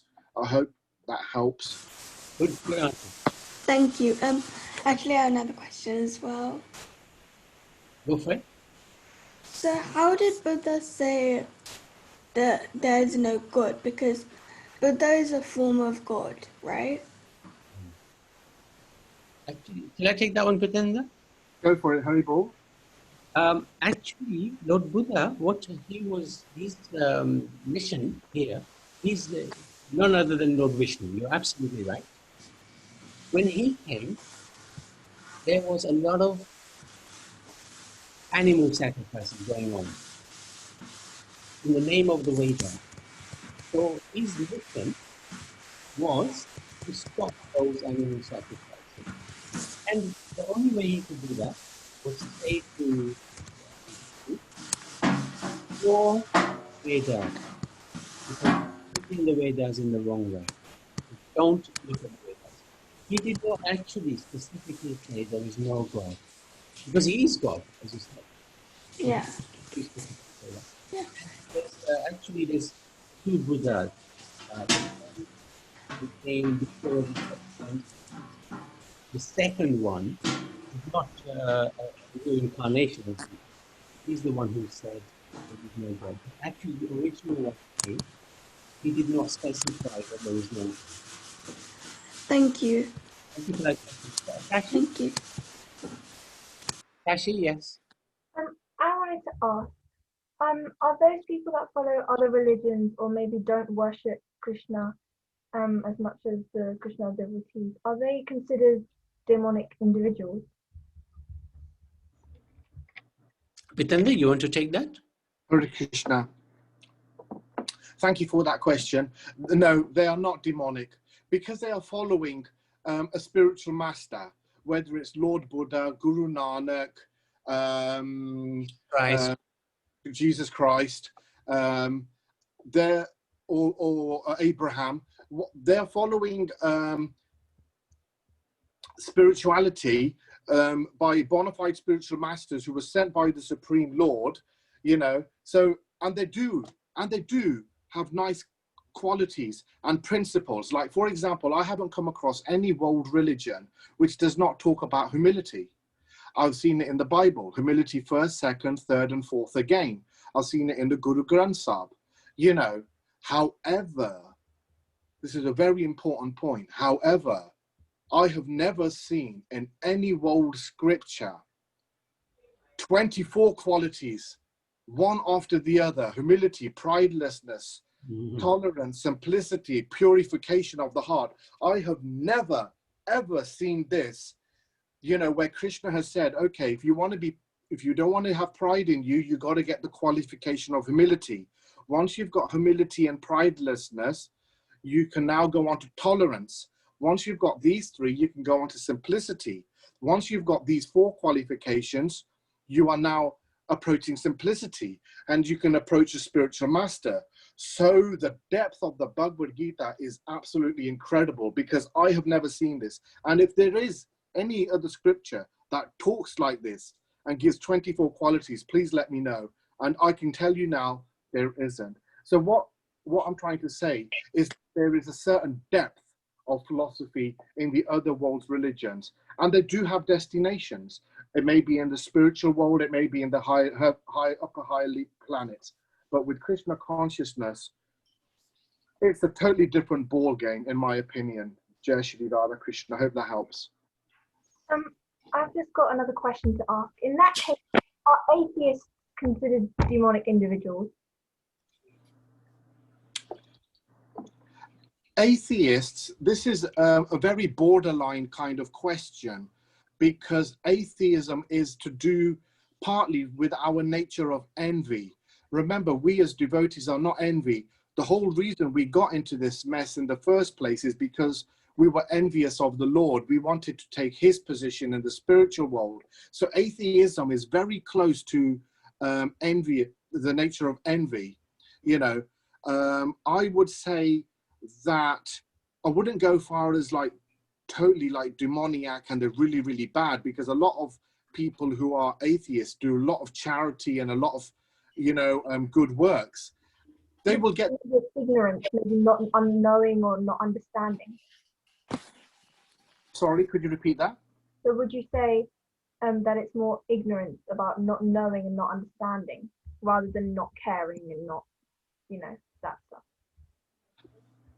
It could be that. It could also be they're very, like I've spoken to a lot of atheists, and they're very firm about their atheist views, and they come out with certain theories, you know, come out with the Big Bang idea, and they're totally convinced by it. So, you know, it's ignorance. It is ignorance. It is ignorance because they see their own intelligence as superior to the scripture or bona fide spiritual master.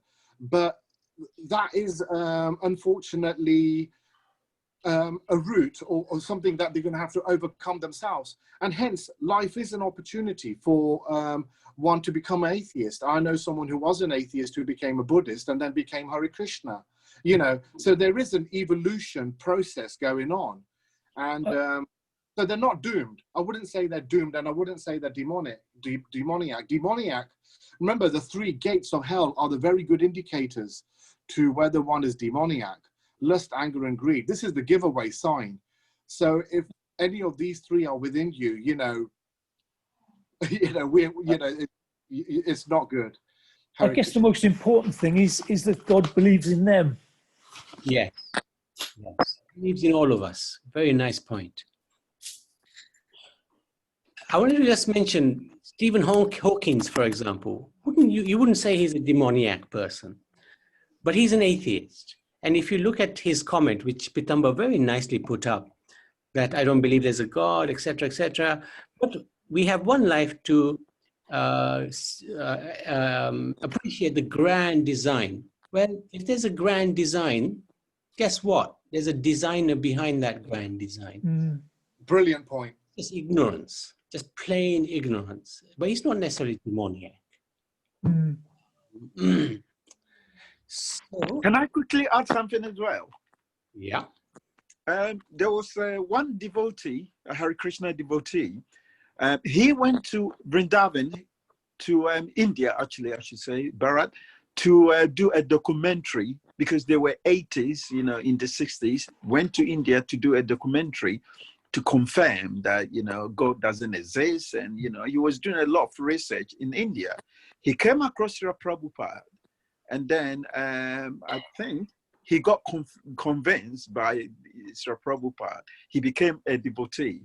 40 years after, he's written a very, very good book, and that can illustrate how someone can transform from being an atheist or a demonic nature to become, you know, like a real saintly person. Yeah. And I wonder if you've actually seen that book. Do you know the name of it? I've got it somewhere here. I did buy the book when I was in Vrindavan, because the wife was actually launching the book on the time that we went there. What's the book called? It's called, I think, 6 months and 6. I've got it here. Let me try and get it. I'll give you the precise. hold on.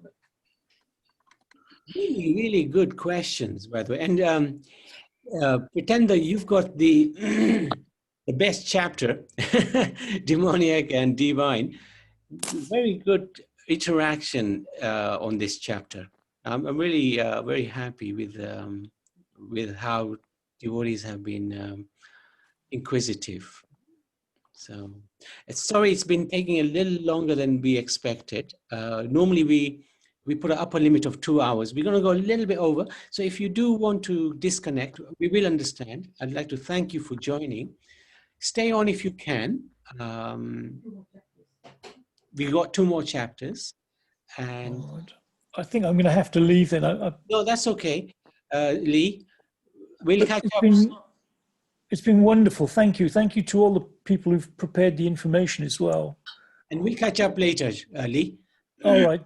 Hare Krishna. Hare Krishna. Thank you. Prabhu, I will try and find the book. I'll send it through. I've got the book. Sam, do you want to tackle your presentation? Sorry, can I just ask a question before we move on? Oh, yes, Peter. All right. Just wanted to know that we were talking about demoniac characters. You know, we have them everywhere. You just can't escape them. Family, friends. And how can you sort of, not change is not the right word, but how can you draw their attention to their behavior? I mean, sometimes they are that way because they have a lot of power in terms of money and what they own. So, and you don't have as much as them, so they probably look down at you. But, you don't get as agitated and angry with stuff like they do quickly. And so, what can you draw their attention to? They don't want to sort of read the Bhagavad Gita or come to the temple or, even listen online. And yet, can you ask Krishna to change them? I know it sounds very simple, but... Govind Prabhu, you want to take this one? Hare Krishna, Prabhuji. First thing, as you said, I would just like to resound it. What a great session.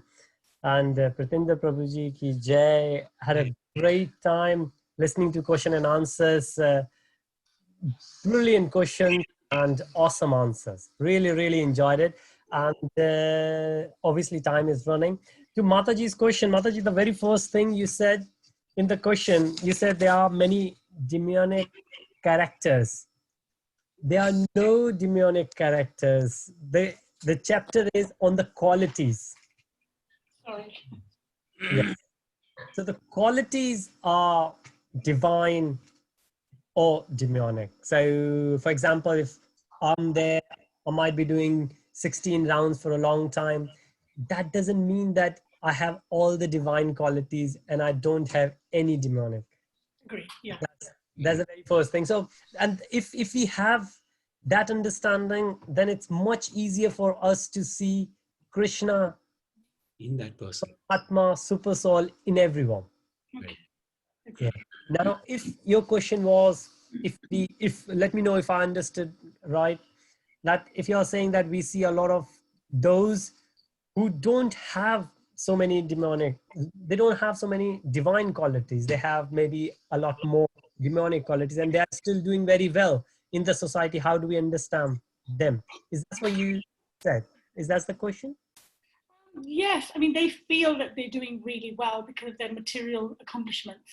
Yes. And yes, they're very unhappy and you just want to, you feel sorry for them. You really do. I know.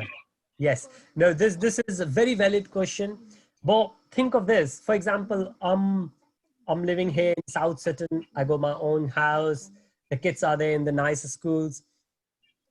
Krishna willing, if I will do a job, let's say, or something happens. We won't say something bad happens because whatever happens, Krishna's plan is there. Or something happens and I lose my money, my health.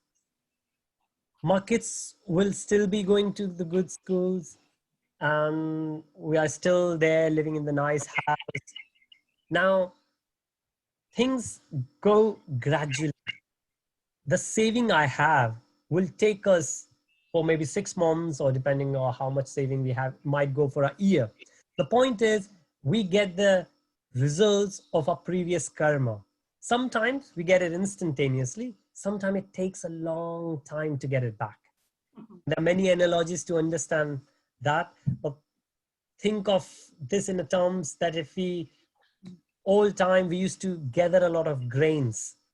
And if in 2017, we did the harvesting and we collected a lot of grains, we might not finish that in 2017.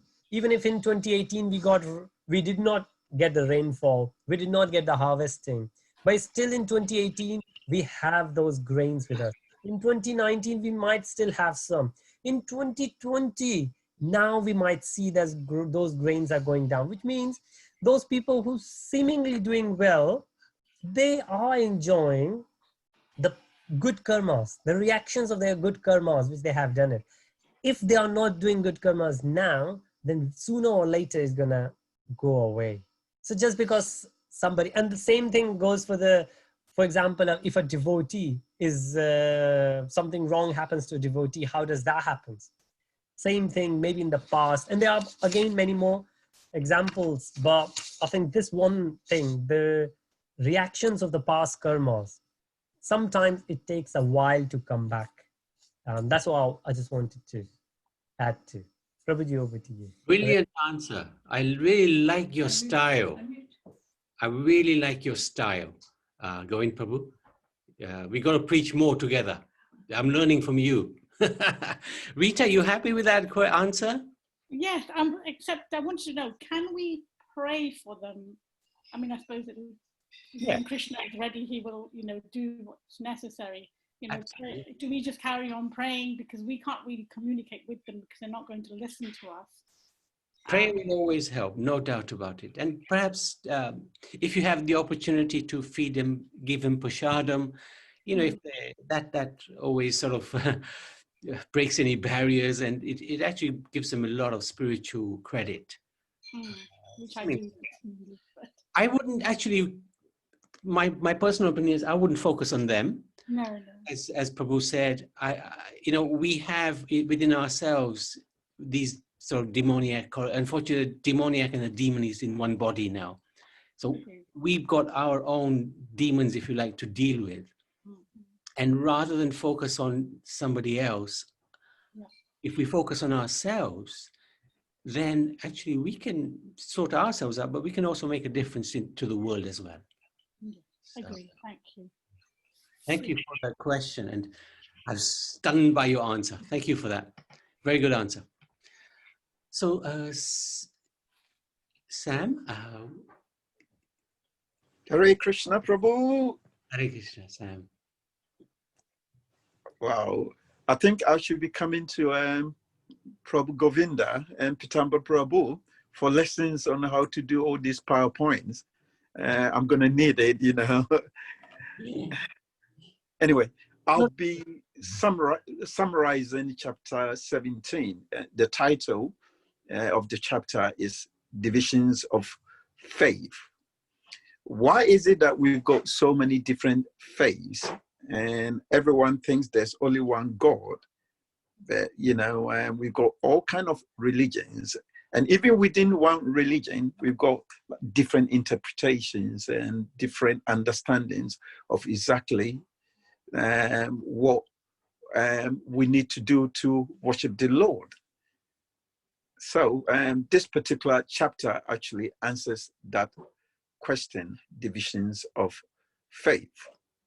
Normally, I like it in a way when I'm doing presentation to make it easier for people to absorb in, because like our attention span is very, very limited in Kali Yuga. So it's really hard to absorb a lot more information. So perhaps that's why I need to get myself into the habit of doing really good PowerPoint presentations, because you have that visual information to lock it in. So what I'll do exactly what I did the last time. I've got an acronym for the verses of this particular chapter. Really? And I've got, I've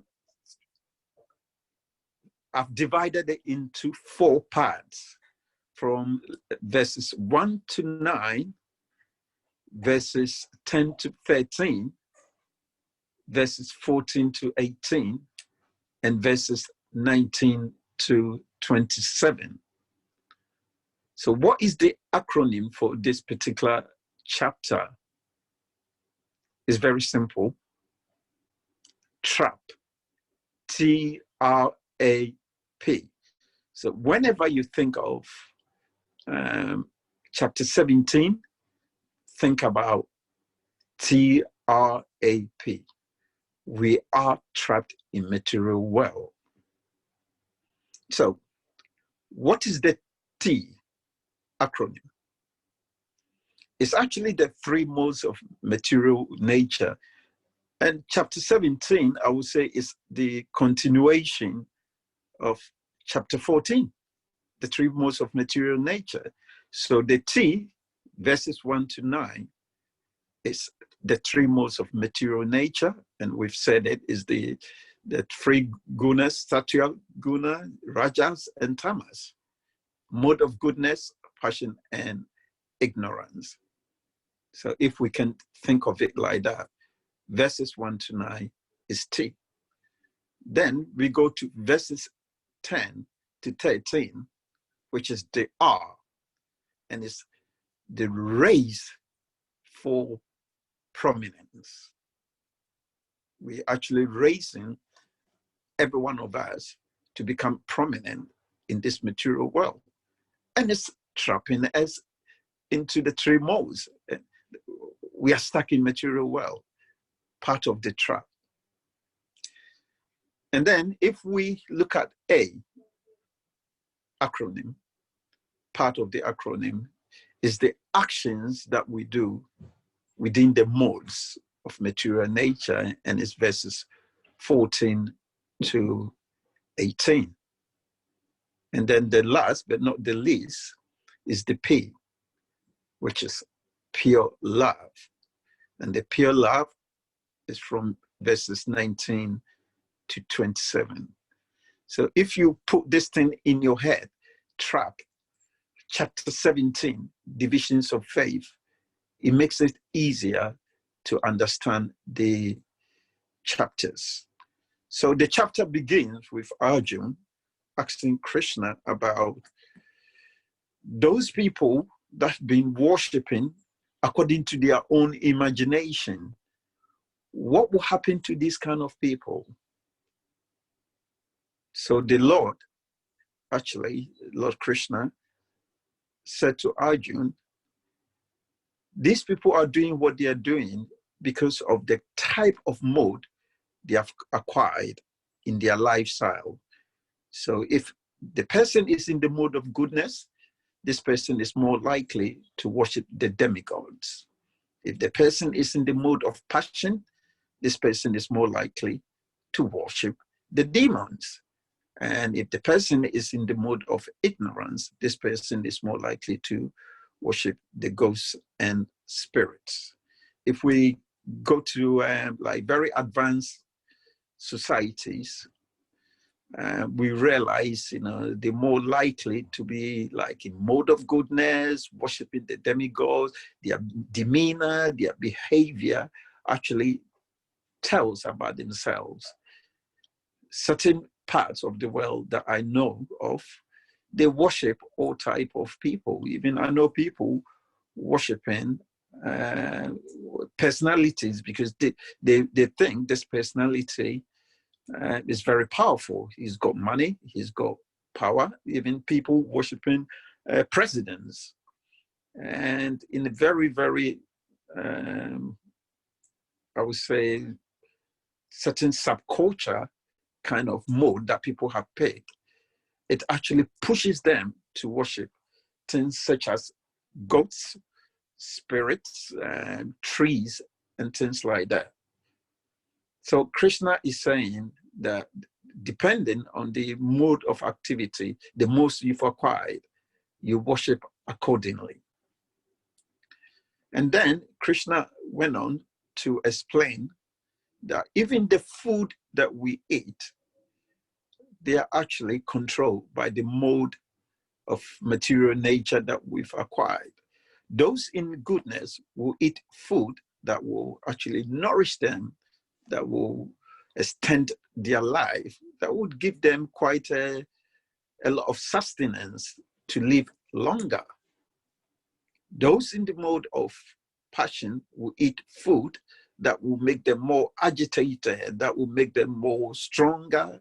You know, they'll be taking steroids, stuff like that, you know, food that are more, it makes you more passionate to acquire more and more wealth. And then we move on to those in ignorance. Food that attract people like that are the food that are very untouchable. You'll be so surprised that some food, sometimes you see people eating it, you wonder, why would anyone eat such food, such as meat and things like that? And then Krishna move on to talk about doing sacrifices. Sacrifices also have that three modes of material nature attached to it. But conscious of time, I won't go too much details into that. And that goes with austerity and charity.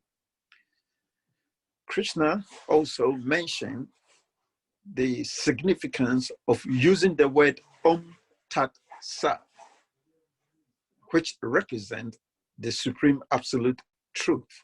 So during sacrifices, the Brahmins will use Om. That's why most of the,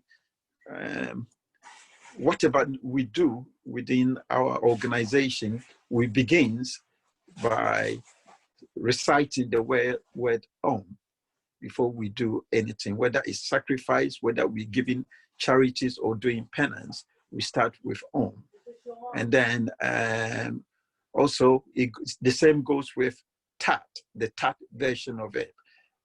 And we do that so that we don't trap ourselves in this material world. So we will recite the word Tat without attracting and putting ourselves into a trap. We use the Sat to indicate the object of our devotional sacrifice. So, by concluding, the division of faith happens because of the mode of material nature that we've acquired, without actually following the Om Tat Sat. We become an Asat. And being an Asat is that we do things without faith, and it becomes useless, whether in this life or in the next life. So in the future, if we see why somebody is actually Asat, then we know the reason. They're doing things on their own to please themselves.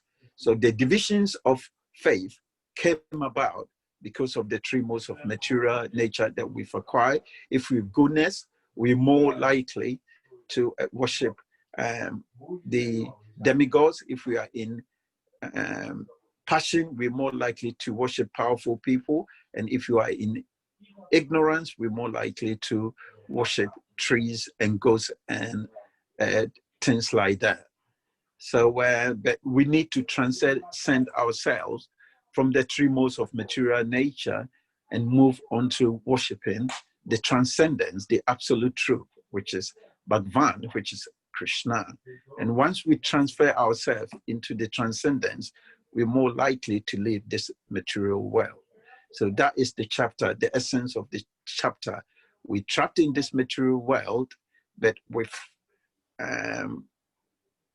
being intelligent and then transcending beyond the three modes of material nature, we're more likely to reach Krishna. That is the essence of chapter 17. Thank you. Very good, young man. Very good. Thank you for that. You don't need a presentation because you've got the acronyms. Last time you did the same, and this is very helpful. TRAP, T for the three modes of material nature, R for running towards it, right? Running towards it. Yeah, race for prominence. A for the actions that we do. And Yeah. then P. Just remind me, P? Is the pure love that Ah, we develop. Yeah, to get out of the trap. precisely. Very nice. I like that. Do you just remind me, what was your acronym 2 weeks ago? I've forgotten it. Oh, Prabhu, I don't remember that. Which one did I do? Oh, Krishna. Now you're asking. I can't remember now. I can't remember the chapter that you did, but that was a phenomenal acronym. But I've written it down. It's just I can't find it. Roop. Oh, Rupa. That's right, Rupa. That's right. R-U-P-A. Thank you, Oh, Prabhu. number. Well remembered. Indeed, it goes to show. Goes to show. Yeah, that he's really, like concentrating. Now, any questions for Sam?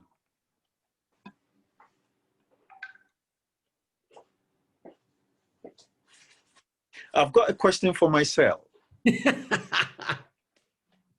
Okay. And the question I've got is, somebody will be asking that, some people will do a lot of really bad things in the name of God. For example, we know someone will sacrifice themselves, by blowing themselves up. Right. And then just say that, oh, I'm doing it because of my faith. Mm-hmm. So in such a way, what would you say to that person, But it says clearly that I'm giving the answer to that. It says clearly in this chapter and one of the verses, it says that, any kind of austerity that you do that is self-torturing and then which hurt other people, is in the mode of ignorance. And definitely, this will not be condoned. If you really claim to be doing the work of the Lord, it can never, ever be condoned. Mm. So perhaps some people might be having that thought that, okay, we've got different divisions of faith. So why is it that someone is doing this kind of thing? And Lord. So this is the answer. Mm. No, in that, hurting others in order to worship the Lord is not recommended. Mm. Includes hurting ourselves as well. Absolutely, hurting ourselves. Because I know today is Ekadasi, and we are hurting ourselves in a way, because most of us will do Nigella. So it's a bit of self-torture, but this is done in the absolute sense, for the Supreme, without the need of getting anything in return. We're not doing it in return. We're not doing it because we promise that, when we do this, we're going to get 6 virgins in your next life. No, we're not doing it. We're doing it out of love for Bhagavan, for Krishna. That's a nice point. I like that point. Govind Prabhu, do you want to add anything? Hey, Krishna Prabhuji. Sam Prabhuji explained it very nicely. And this is an art in itself that nobody else had a question. Prabhuji asked his own question and explained it. So he explained even further based on that. So this is a trick I'm going to take it away from you, Prabhuji. Yeah, me too. Very, very nicely. But Division of Faiths, chapter 17, kind of foundation, like what we were saying, goodness, passion, ignorance. We do have anything we do could be classified in this. And very well mentioned about Ekadashi being today. And we all are doing that kind of austerity. Now it's all about the intentions. So from external point of view, it could look same or similar, but what are, because when you mention the pure love towards Krishna, then it's something nobody knows why are we doing it. Maybe somebody doing it as a part of karma kanda, but only we know. It's a very personal, intimate relationship between us and Krishna. So only Krishna would know that we are doing it with pure intentions. But nevertheless, it's an austerity which all of us should get involved in. If we are not, we should encourage everyone to do it. And I think she got a question for you, Prabhu. Oh, Tashi, yes. I have two questions. My first question is, are we all creations of God? Do you want me to answer that? Absolutely, Sam. Oh, of course, you know. Krishna says a blade of grass will not move without his sanctions. Every little minute item that we see, Krishna reside in it. Even the little atoms, you know, maybe in science, they will tell you an atom is made of protons, nucleus, and that sort of thing. I can guarantee you the protons, the nucleus, and whatever else elements that are made up of that little tiny thing, Krishna reside in it. So every single thing that happens in this material world, Krishna knows about it. He's the proprietor, so Krishna is in everything. And then my second question was, if that's so, which it is, why don't some people not reciprocate, you know, Krishna's attitude and Krishna's values? Why are some people, you know, straying so far away from Krishna's values? Wow. It's of the material nature they've acquired. And one thing we should remember as well, Krishna has given us independence. He holds all the big independence, but we have that minute independence to decide for ourselves. And for that reason, we can do whatever we like with that independence. So it's up to us how we utilize that independence. So if you think, I'm not going to worship Krishna, I want to do whatever I want to do, yes, you can go ahead and do that. But Krishna says, once you are in material world, you are ruled by karma. So whatever you do, it has consequences. Yes, you have independence to commit a crime, but once you do the crime, you do the time. You are going to be punished for it. So those people that don't want to do what Krishna says, it's up to them. They've got their independence, they have their choice. They can make the choice, but there are consequences. Very nice answer. Very good question. The thing is also, Krishna has given us the independence. He's given us free will. Because if, say, your mother said to you, you love me, you have to love me, you're going to love me forever. You're going to feel, this sounds a little bit dictatorship. But if she cooks for you, if she's always affectionate to you, shows us your sweetness, you're naturally going to love her. That's going to be your natural instinct. So that's our situation. Krishna wants us to love him because he loves us more than anything, like your parents will love you more than anything. But you have a little choice that you can walk away from them or you can be with them. That choice is always there. So he's given us that same choice. And I love the way you answered that question as well, Sam. Thank you for that. I wanted to, okay, Govind Babu. Sanjana is under a little bit of time pressure. So No, never mind. no, please. Haribo, I was just thinking to give a very good question, which Tashi has asked. Consider this as an example. There is a child visited with parents in a fair, and child is lost. Now parents has gone home or somewhere, the child is lost, but somewhere else comes around and says to the child that I will take you to your parents, or I have called your parents going to come, or we are going to go there. Meanwhile, would you like to enjoy this ice cream? And you will start enjoying ice cream. After ice cream, somebody will say, would you like to enjoy the chocolate? And you will start enjoying the chocolate and you will stop crying. And during that process, somebody will think, well, have you forgotten that you are lost? You need to go back to your parents.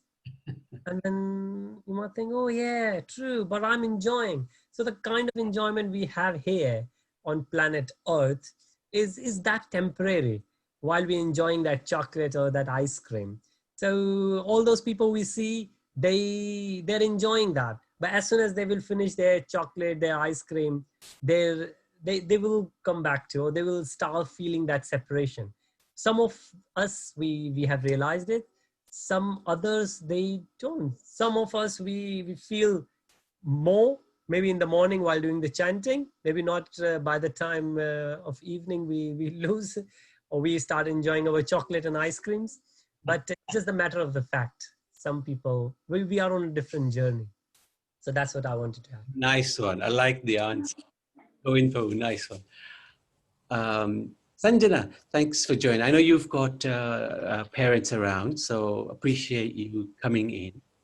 And you can keep it as short as you like. Huh? Oh, can't hear you. Can't hear you.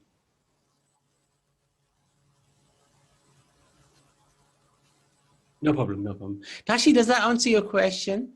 It does. It does. It's a lot clearer. You very intuitive. So very good. I'll tell you. So next time we do, no, we still can't hear you. Next time we do this is in 2 weeks' time. And if you want, you're welcome to do a presentation on one of the chapters. Okay. And we got 1, 2, 6 chapters might be a little too much because we've gone really over time. So maybe, shall we do 4 chapters? I'll ask Sanjana because she's in charge. Maybe we do 4 chapters, and that will give a little bit of time for questions as well. Or maybe 3. Yeah, maybe 3, and that can be a little bit more in-depth. And you can take the first one, maybe. Okay. Okay. Hare Krishna. Oh, great. Hare Krishna, Sanjana. Yeah. Sorry, yeah, the problem I've had is I don't know what's happening, but my laptop audio is not working. Okay. So instead of, I usually share my screen, but I've got the slides here, so I'll just take us through those, and I'm happy to send the PowerPoint on the chat later. Yes, thanks so much. Sorry. Govind Prabhu and Pitanda, you should share your slides because they're so good. Very good. Yeah, definitely. I'd love to see them actually. Okay, I'll just quickly begin. So I'm taking chapter 18. So I'd first thought I've basically broken it down into the key themes, and then again, similar to last time, just a few of my key takeaways, and how I've tried to use them to benefit our lives, both spiritually and in a sort of short-term basis as well, because there's always a short-term benefit actually from spirituality that a lot of people tend to overlook sometimes. There's always benefit. So first, Krishna talks about what are the 5 causes of action. And he says that these 5 causes of action, it's not only us who create an action, the individual soul desires, the super soul sanctions, the endeavor decides how far that goes, and then the body and the senses, it's like our field, how we create this action, how we interact with the world and create all of these things. So don't think, oh, only the individual soul is doing all of these things by itself. That's false ego. And how can this help us? This is one of the most key bits of knowledge for me in chapter 18, something I find really valuable. We're only 1 out of 5, 1/5 of this action. So we should really stay aloof and think, why are we so proud? I'm only 1/5 of just even moving this hand like this. I'm just 1/5. So how can this help us? Well as the important spiritual benefit of not feeling entangled in this world because we think our actions mean everything, and that we're less in illusion because we're always getting caught up with our actions if we think we're the ones doing it. Whereas if we don't think we're the ones doing it, then we become more aloof in a spiritual sense. Also, that we won't be arrogant. We won't be alienating others by thinking, oh, I'm the cause of all of this action. And nor will we be too hard on ourselves if we have tried our absolute best, but things haven't worked out. So we can bear this world much better. And thinking back to some of the earlier chapters, we can bear the dualities much better because we realize that, we're only 1/5 of these causes of action. The second theme that, the second major theme that Krishna talks about in chapter 18, he explains a little bit more about the Varna ashram system, and particularly what sections of society do what thing and how they can use these to serve God. So ideally, Krishna says, well, we should be aloof and unattached workers, but we're a little bit entangled in this world. So what can we do? Well, Krishna is always compassionate. I heard earlier a question, should we be compassionate to people who have demoniac qualities? Krishna is compassionate to all of us, because he gives us, through this Varna ashram system, a way to serve God that also appeals to the fact that we can sometimes get a little bit less aloof and a little bit attached. So he says, because we're conditioned by the modes of material nature, we acquire these qualities as a result for the 4 types of work needed for society. In Vedic society, that would be a Brahmin who's learned, academic, does the teaching, holy teachings. Kshatriyas, who are the warriors, they defend society. Vaishyas are traders, generally business people, and cow they think they can do cow management as well. And Shudras are like laborers or workers. So the key takeaway from this part of chapter 18 for me was that we should always serve God within our capacity, and God is so compassionate that he's allowed us to do this through these different qualities that we acquire, that there's always a way for us to do that. And sort of in a more practical sense, that in the UK, where we perhaps think less in these certain sections, this could include thinking about how can we use our innate qualities to serve the Lord. So whether we're a writer, all of us here are really good presenters, so we're learning and training ourselves to preach and things like that. Leading kirtan if we sing a lot. And also, I think for me, this highlighted the importance of having a spiritual master, because they're the best person to guide us what we can do, because they know us the best, and through that relationship they can say, we can see you're really good at that, take this service. And the final thing was a sort of material takeaway, but an important one nonetheless. Be yourself, because Krishna says it is better to do your prescribed duty imperfectly than someone else's perfectly. So don't feel you're inadequate. If you're going according to your nature, you're doing the right thing. Don't feel like you need to appeal to someone else. If you're doing that perfectly, even Krishna says that's not what you should do. So another theme is, how do these modes affect the way we act? So I mainly focused on, if we act in goodness, how does it affect our knowledge, our actions, our understanding, our determination, and ultimately our sense of happiness in this world? So if we're in goodness, our knowledge is of transcendental spiritual quality. We act with detachment, we're acting with duty, and the Supreme Lord, we're always thinking about pleasing him. If we're acting in goodness, especially in pure goodness, it's only about pleasing him, our actions. We're always understanding what should be done. So what constitutes religion and irreligion, kind of back to those divine and demoniac qualities. We have a little bit of the understanding of the depths that we can get from the Bhagavad Gita, for example, and what philosophies can help us guide us along the right path. And we can understand in this way how we can become liberated. We're determined, we're steadfast, and we're fearless in our devotional service, even when we come across a stumbling block. If we're acting in the mode of goodness, we'll say, okay, fine, tomorrow's another day, and we're going to try even harder. We'll be very determined. And because of this, we will be transcendentally happy, because we will transcend those modes eventually and go into the state of pure goodness and eternally fixed on Krishna. Even though self-realization, some of these practices seem strenuous at the beginning, just with that example just now, if you've got an ice cream and then someone says, oh, now go to your parents, and your parents say, take away that ice cream, it's not good for your health. You're thinking, oh God, I want that ice cream. A few years down the line, you are a very, very healthy individual. And now that's the nectar for you, that your parents did that for you when they found you. So finally, Krishna takes these final words of advice, and he says, in conclusion, everything we do, everything from the work that we're doing now with presenting, even maybe doing a drawing, if we're drawing it for Krishna, everything we do should be ultimately aimed at achieving pure love of God. And this highest realization is to re-establish our relationship with the Supreme Lord, whether he's our friend, our lover, it's a neutral relationship, we're serving him, whatever, like as a servant, whichever this relationship is, that's our highest realization. And we've been given the knowledge, now it's our time to act and live the philosophy and spread it. The key takeaway here is that we're left in absolutely no doubt. Again, Pratamba really emphasized the depth that we get from the Bhagavad Gita. We're really left in absolutely no doubt about what we should do. And not only that, and something that I really resonate with the Bhagavad Gita is that we're told practically how we can live them, especially chapters 17 and 18 help us with that. Hare Krishna. I hope that was a helpful summary. Very helpful. Fantastic. Fantastic. Any questions for Sanjana? But really nice summary. And I love your enthusiasm as well. So thank you so much. Actually, I just remembered one pastime. Govinda Prabhu, you really set the mind going. Huh? There's, and Tashi's question did it. Tashi, there's the king of heaven is Indra. He's really opulent. Right? He's got fantastic facilities available to him to enjoy. One time he was cursed to become a pig on earth. So he was cursed, he became a pig, he had a pig family, etc.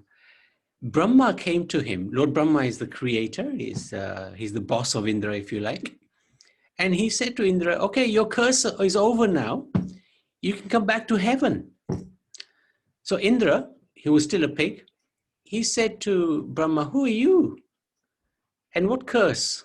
Oh, you were the king of heaven, and you were cursed to become a pig. So you can now finish, your curse is finished, you come back to heaven. And Indra said, no, I'm not coming to heaven. I've got my pig family, I've got my nice food, I've got fresh stool here, and I've got old stool here. I've got a lot to look forward to. Go away.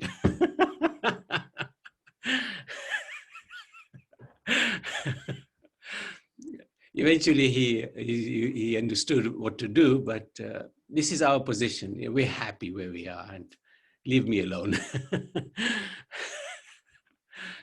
So thank you very much. Thank you for that pastime. Thank you very much. That was lovely to hear. I probably will have to, if there's no more questions, I probably will have to go. But we are about half an hour above more than what we should have been. Now, okay. I'm thinking next week, just to bounce it off you now, 2 weeks time, is perhaps maybe reduce it down to maybe 3 chapters. Yeah, brilliant. But more in depth. You can. What are you thinking? I want you to run the show. And I'll send you Tashi's contact details. Yeah. Tashi, he's happy to do a chapter.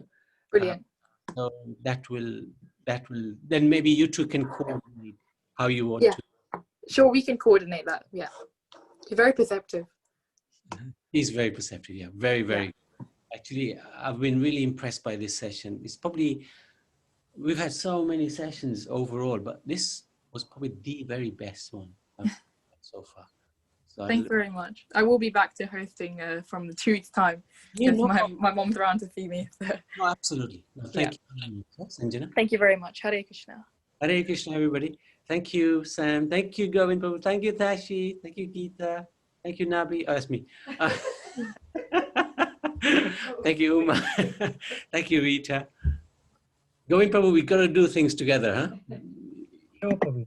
Love your style. Love your style. Really fun. Thank you. Yeah. Prabhu, actually, I was just talking to Paneshwar Govinda. Yeah, one of you godbrothers.